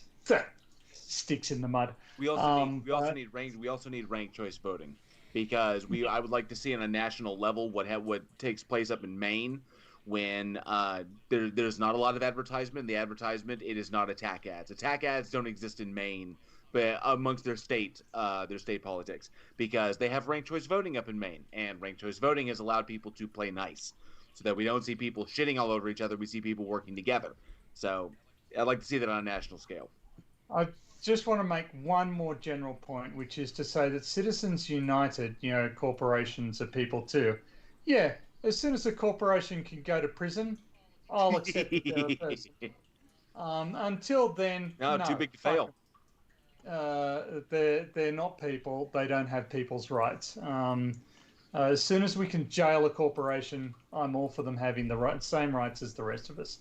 But until that happy day comes, fuck them.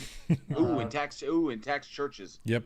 Tax. Oh! Yeah. If I ran for president, that would be a running point for me. I would remove tax exemptions from And churches. you would lose. I don't. You would lose I so don't- bad. And you know what? It would mark the beginning of a revolution. No, but team, well, you could you not run on that, not make that one of your points, but unveil that after you. Yeah, get you elected. wait until after you Okay, get elected yeah. the second time. Yeah. After you win re-election, Like, Delete, if I was- hey, if I was in delete there, if I this was in there, live I would- stream. Delete this live stream. If I was in there, I would not reveal that I'm an atheist until after I took office. They go, by the way, all y'all religious motherfuckers have no say in what I'm doing.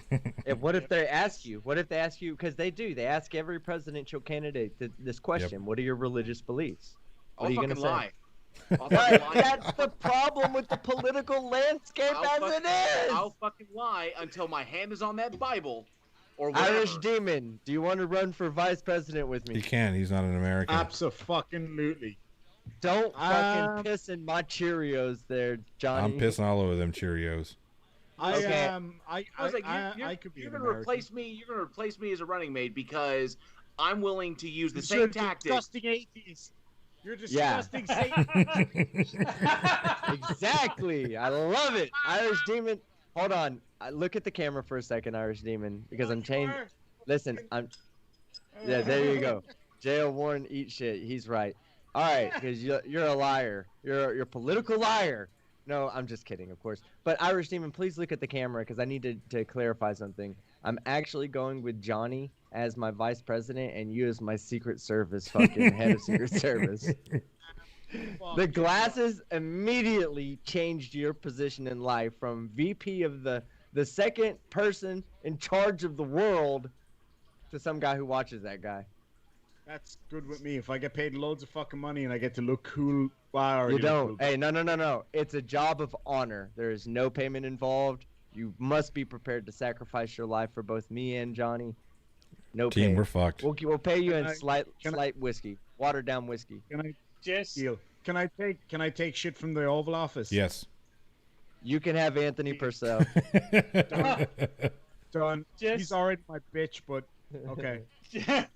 Jess suggests that she's been watching your glasses and suggests that you've been watching porn for the last 20 minutes, and that's why you've been so quiet.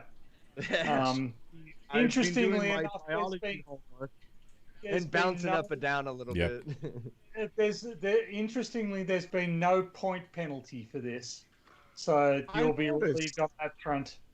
Well, But- team, I have to ask. So, other motherfuckers are not Christian. they don't believe in the tenets of Christianity, and yet they espouse it all the way up until they're in the office. Sure. And they Yeah. keep lying about it consistently throughout the whole thing. But we obviously see by their behaviors and the things that they espouse that this is not true. So they're willing to openly lie. I'm willing to openly lie in order to get the position to then turn around and tell the truth and affect change that direction. My candidacy is run on changing the system as is. We cannot lie. We must But we be. need to We get the must. people. But we need to get the people into the positions in order to do that. And in JL, order to I'm get gonna those tell you people in something, man. position, don't we have to kind of play dirty to get them there? Now I see this country making a move towards atheism quick, a real fast movement towards it because of how the coronavirus is going, how the religious fanatics have been acting. I think they've been put on a stage, and it makes people really realize that, putting all your trust, and I'm not saying that people are leaving from like a general viewpoint of religion. I'm saying I think you see them leaving the traditional Christian faith. Okay, the traditional they might still believe in God, they may still believe in Jesus as their savior, but you're definitely seeing them leave attending church. You're gonna see a lot of people kind of move more towards like a soft theism, where they just hold the belief more as just a colloquial belief, not something that they actually truly fear anymore. Yeah, nowadays their faith is just like fucking Taco Bell packets that they throw in the junk drawer until they pull out when they fucking need them because they never really expire. Exactly right. But I'm it's saying, an identity thing more so. Yeah. So I'm just saying, utilize the tactics that they use in order to get into the position and then change the position from the inside. Because if that came straight honest, they would never elect me. Ever. So, okay, hold on. I want to ask you something, Tony, because you're, as far as I know on the panel, you're probably the only one who holds some slight religious beliefs, correct? I don't want to put you in a box, but No, I don't. I used to. Okay, I was raised Catholic. I'm now very actively worships an me. atheist. Well, so here's my question, right? Here's my question.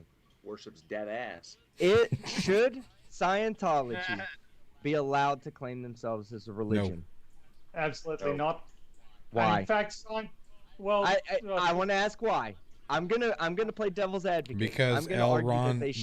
Ron Hubbard has one credit to his name outside of Scientology, and that is as the author of the most works of fiction. Okay, so my argument would be that they deserve to not have a charity status because of Operation Snow White, which was an intelligence campaign that the Scientologists ran against the IRS back in the 1970s, where they infiltrated it in order to sabotage efforts to remove their charity status. And I don't care who you are, if you're going to wage an intelligence operation against the government of the country you live in, fuck you. That's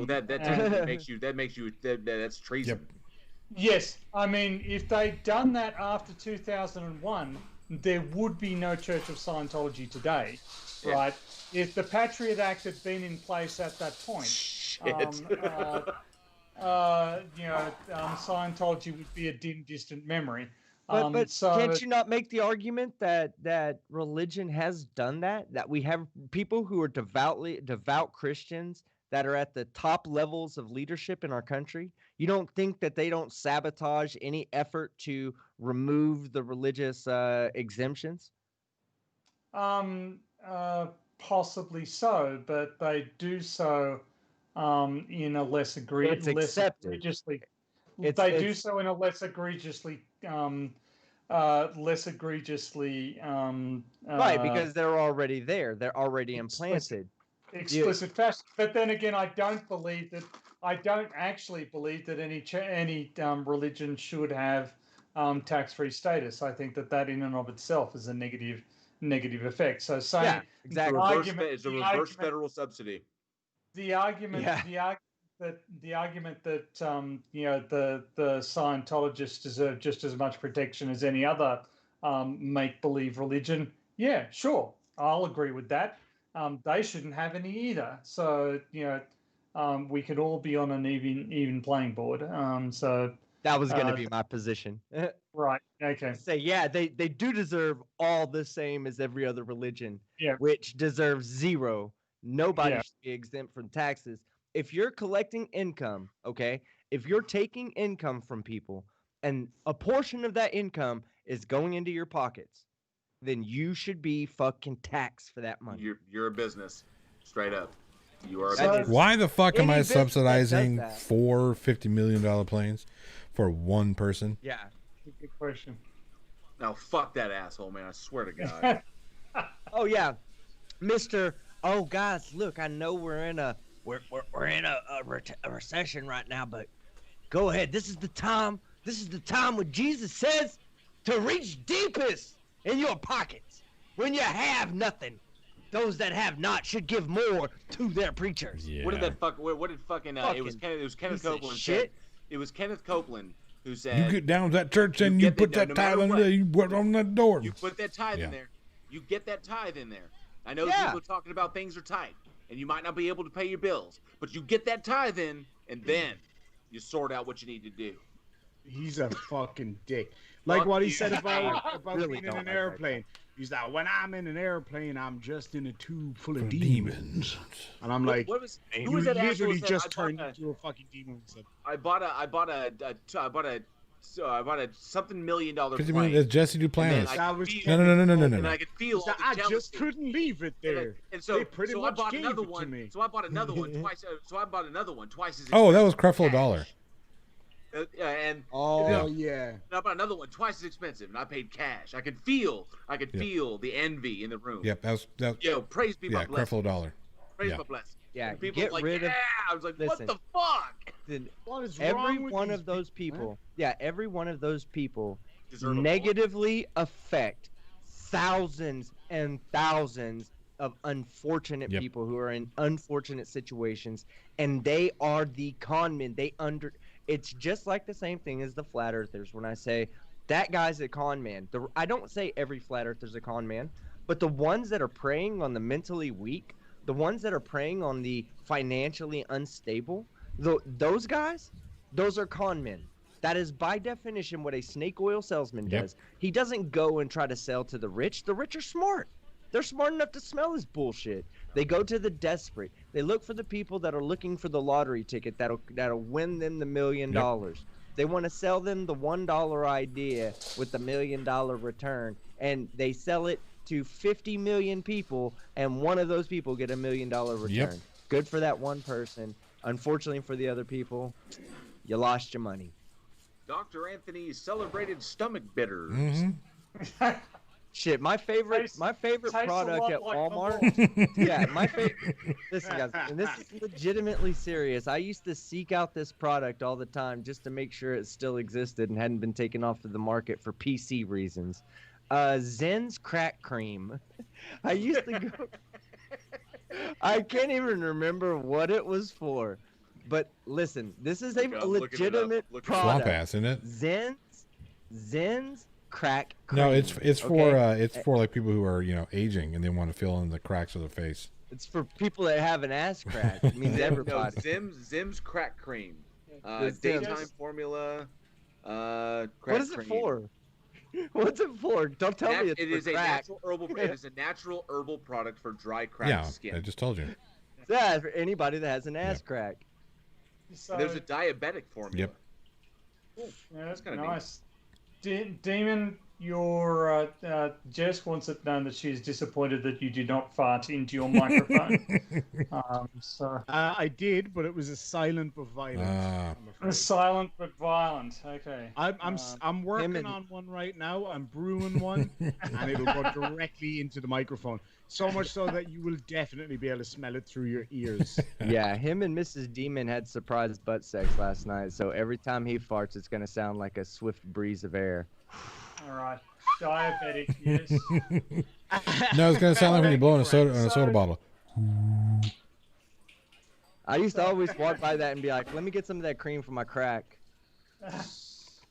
So I have some bad news for everybody. It's now 3 o'clock in the morning. Holy shit! My Yeah. time. What's your fucking point?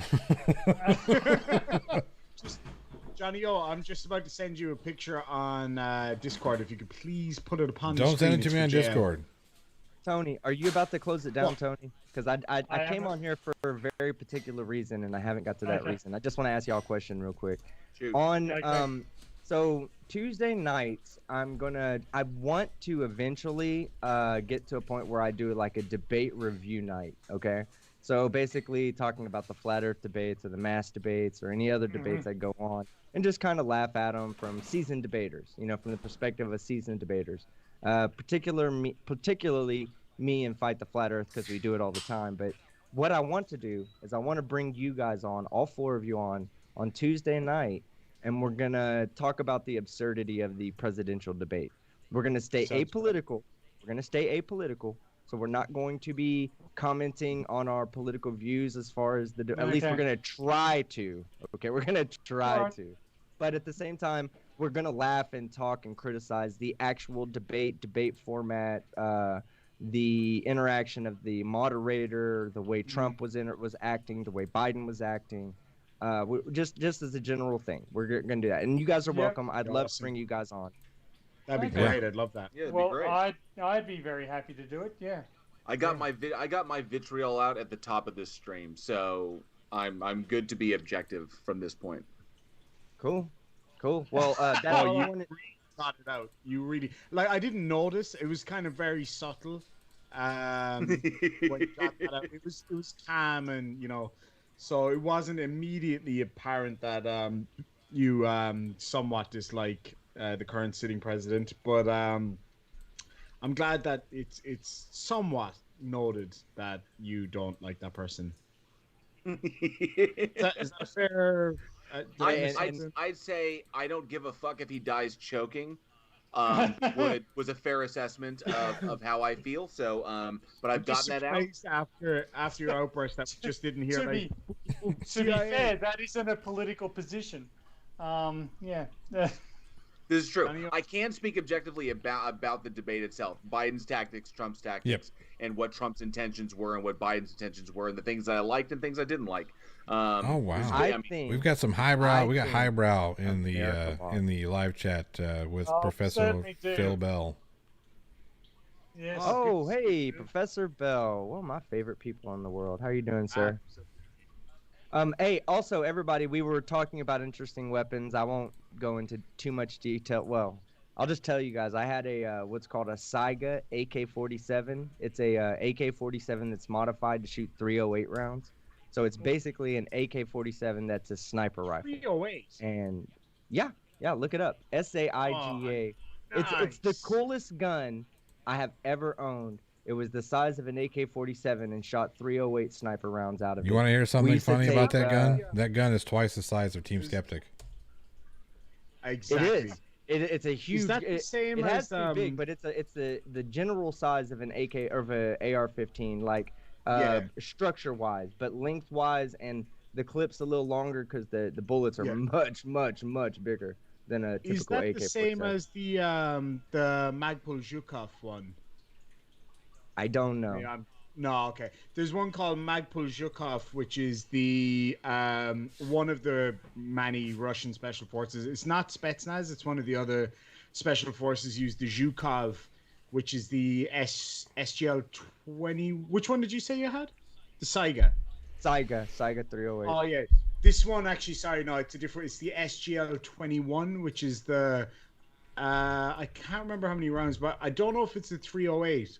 But it's a high power version. It's a tactical variant. Check that out. Magpul Zhukov, it's called. Absolute awesome. I had two guns that eventually ended up getting banned in America. One was a Heckler & Koch 40 caliber that had a fire rate that was in the hundreds of rounds per minute. It was basically a semi-automatic rifle in pistol form. and then I had a what was the other one? Is I that was the gonna say? VP40? No. It was a single pull.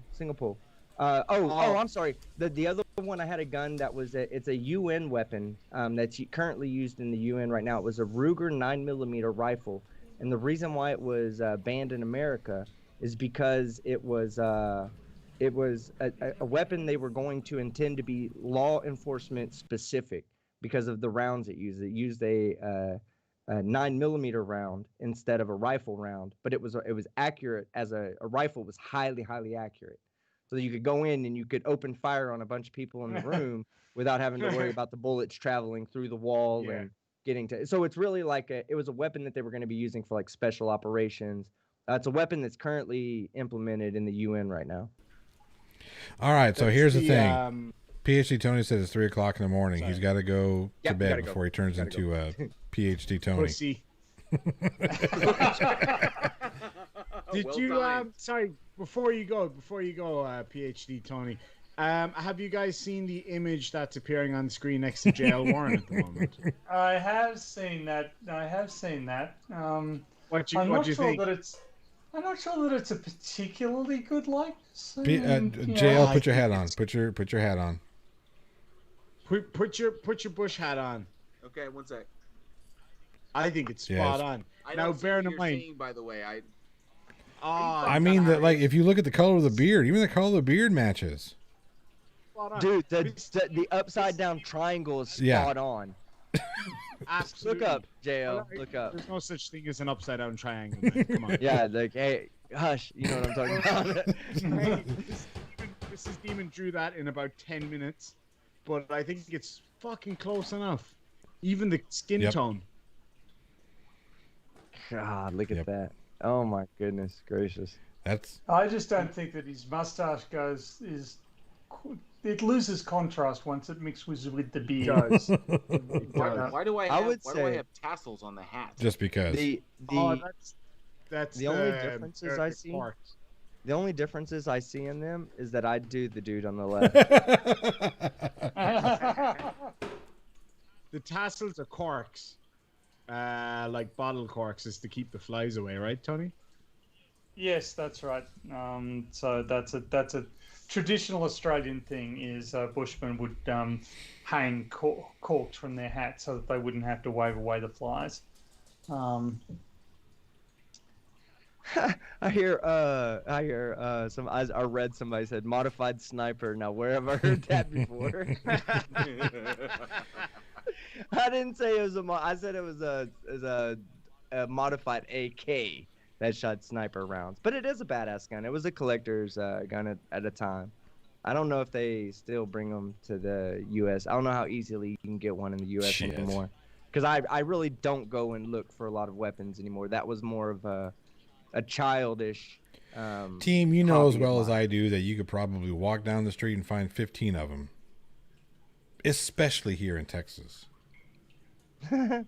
Anyway, So PSC Tony, take it away. I just want to say one last thing, which is actually first thing today, first thing I woke up today, I checked my Discord and there's a message from Team Skeptic, and are you around? And so I say, oh well, I was asleep when you sent it, but I'm awake now. He's gone. You got time to talk? So we talked for about half an hour, and now he's here at 3:00 in the morning, talking to me as I'm about. I feel like there's no escape. I am in some form of divine. I'm addicted punishment. to you, Tony.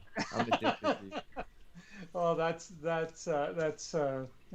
a sad state of affairs. Well, but- I was told the doctors did tell me they have medication for me. It's called Tony Saw. There you go. But let's go around and wrap up for the evening. How did you think it went, Johnny? I had a lot of fun. Yeah. Getting together on Sundays, be it morning or evening, wherever you are, with these other three gentlemen, and then today with Team Skeptic. It's a highlight to generally a pretty droll week. So yeah, these are fun.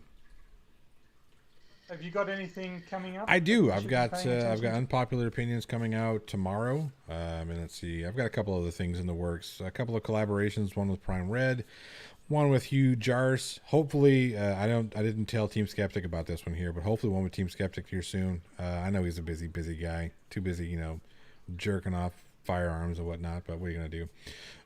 But yeah, I got a couple things. I got a couple of irons in the fire. So be on the lookout for all that stuff. And I think I'm only like 220 subscribers away from 1,000. So if you guys would be awesome, that'd be great. Go over there and subscribe.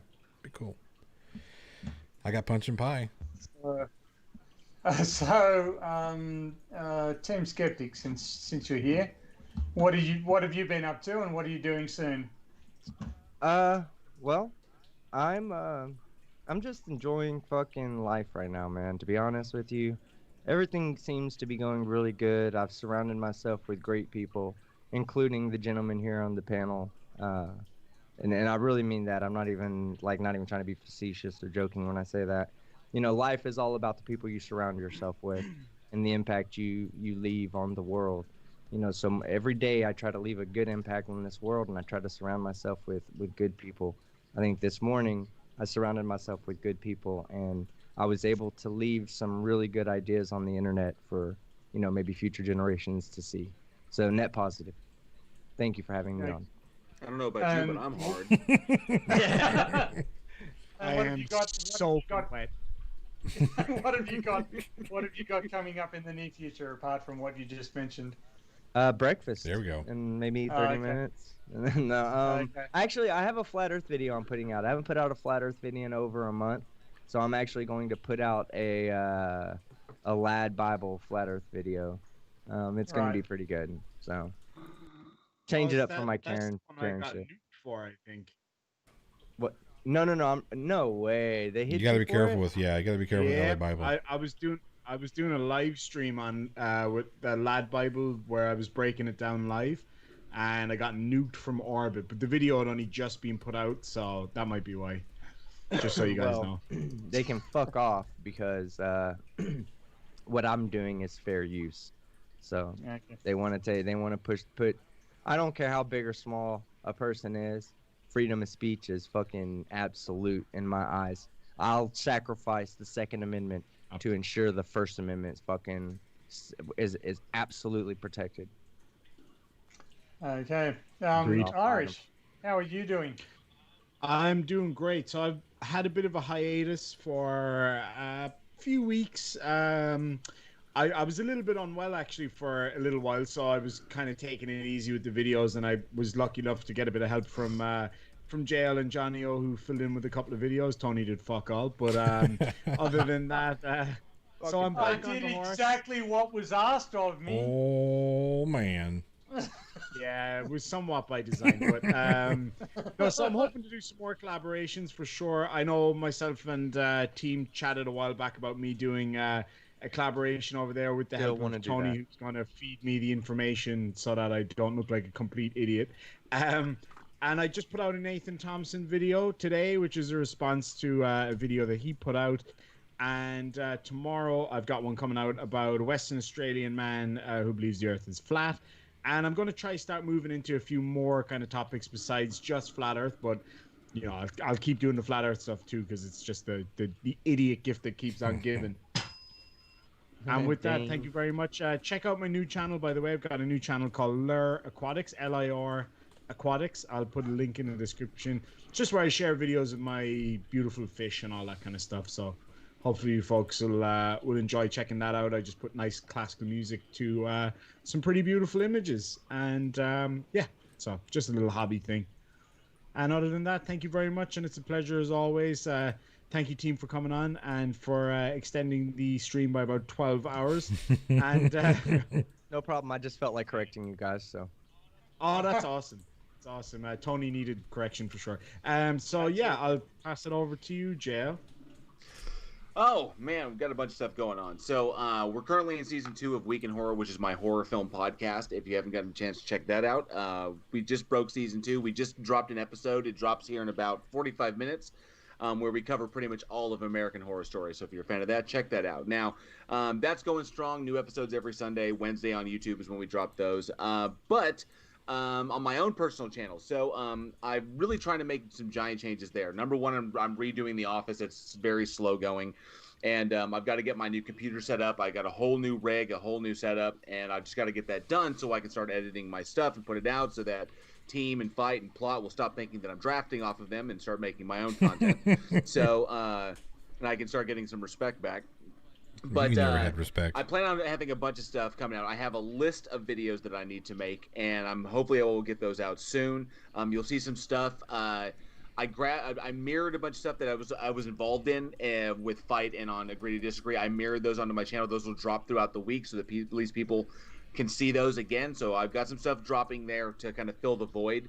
But as soon as I get everything up and running and I can edit my stuff and get my own shit going, then I'll be able to pump out content the way I want to pump it out. But until then, I have our regular podcast that we record. I just opened up the Discord community, so that was a big thing for us. So now everybody can kind of join in and chat with us there. And of course, we'll be shooting the show. You can see us on there when we're actually doing the show, which would be a lot of fun. But that's pretty much it. Just trying to get this whole room redone so I can actually start, making my stuff.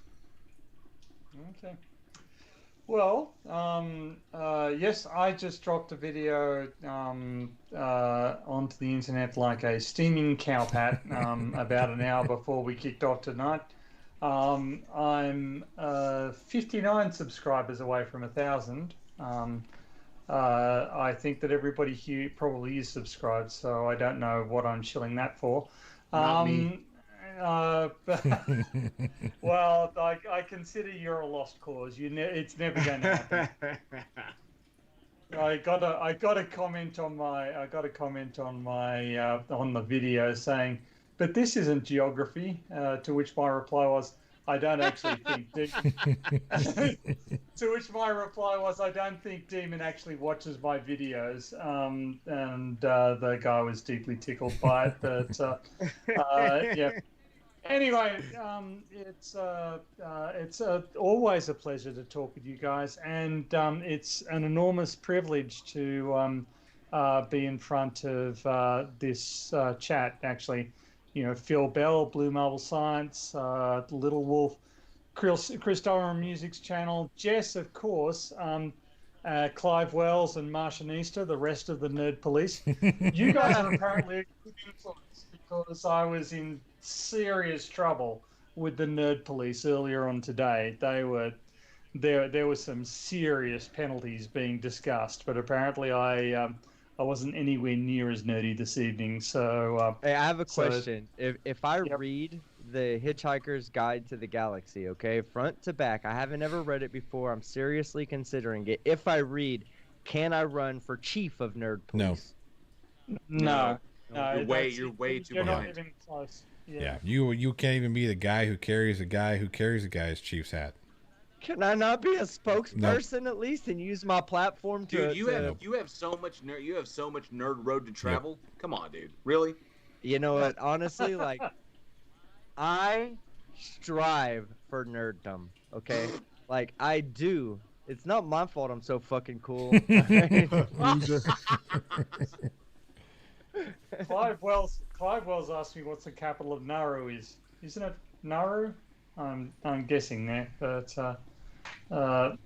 That would be the end. That would be the end at the beginning of the word. That's the capital of Nauru. Okay.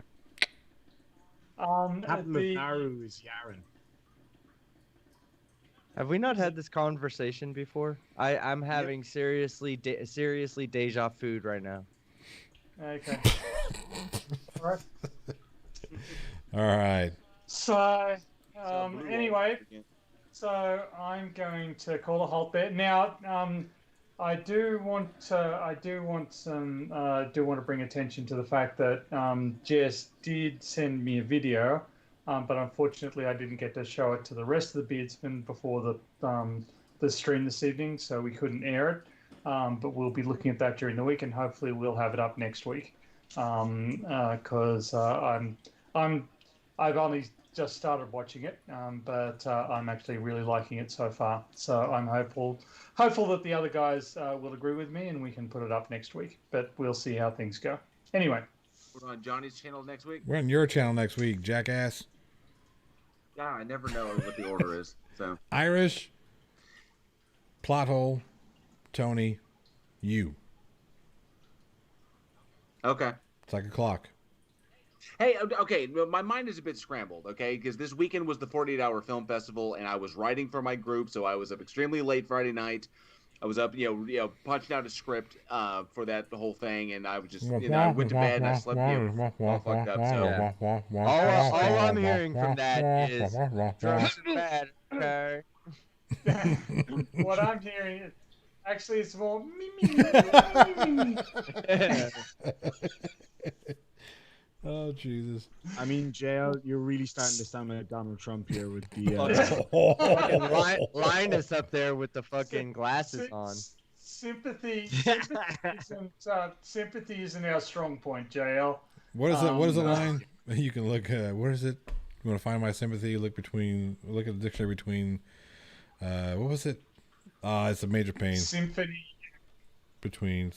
You absolutely fucking tanked I did. that. Just so Got you know. it. yes, he did. Between syphilis. Well done. Yep. Okay.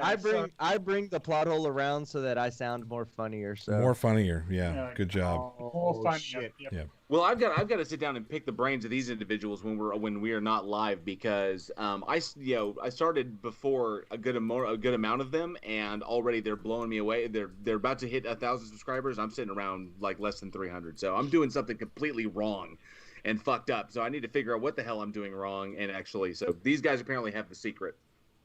More integral equations. That's the that's what you need. Hey, I talk about what I know. Speaking of integral whatever the fuck, integral equations, Tony looks like he also needs to go to sleep. It's not my fucking fault I can't find a theist to debate me. All right, you guys take care, and I hope Actually, if you guys can, you don't need to go home. I'm just going to close down this stream. So if you can find another one,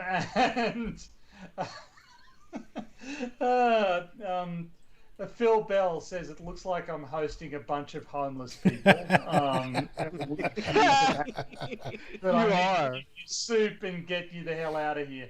Okay. Anyway.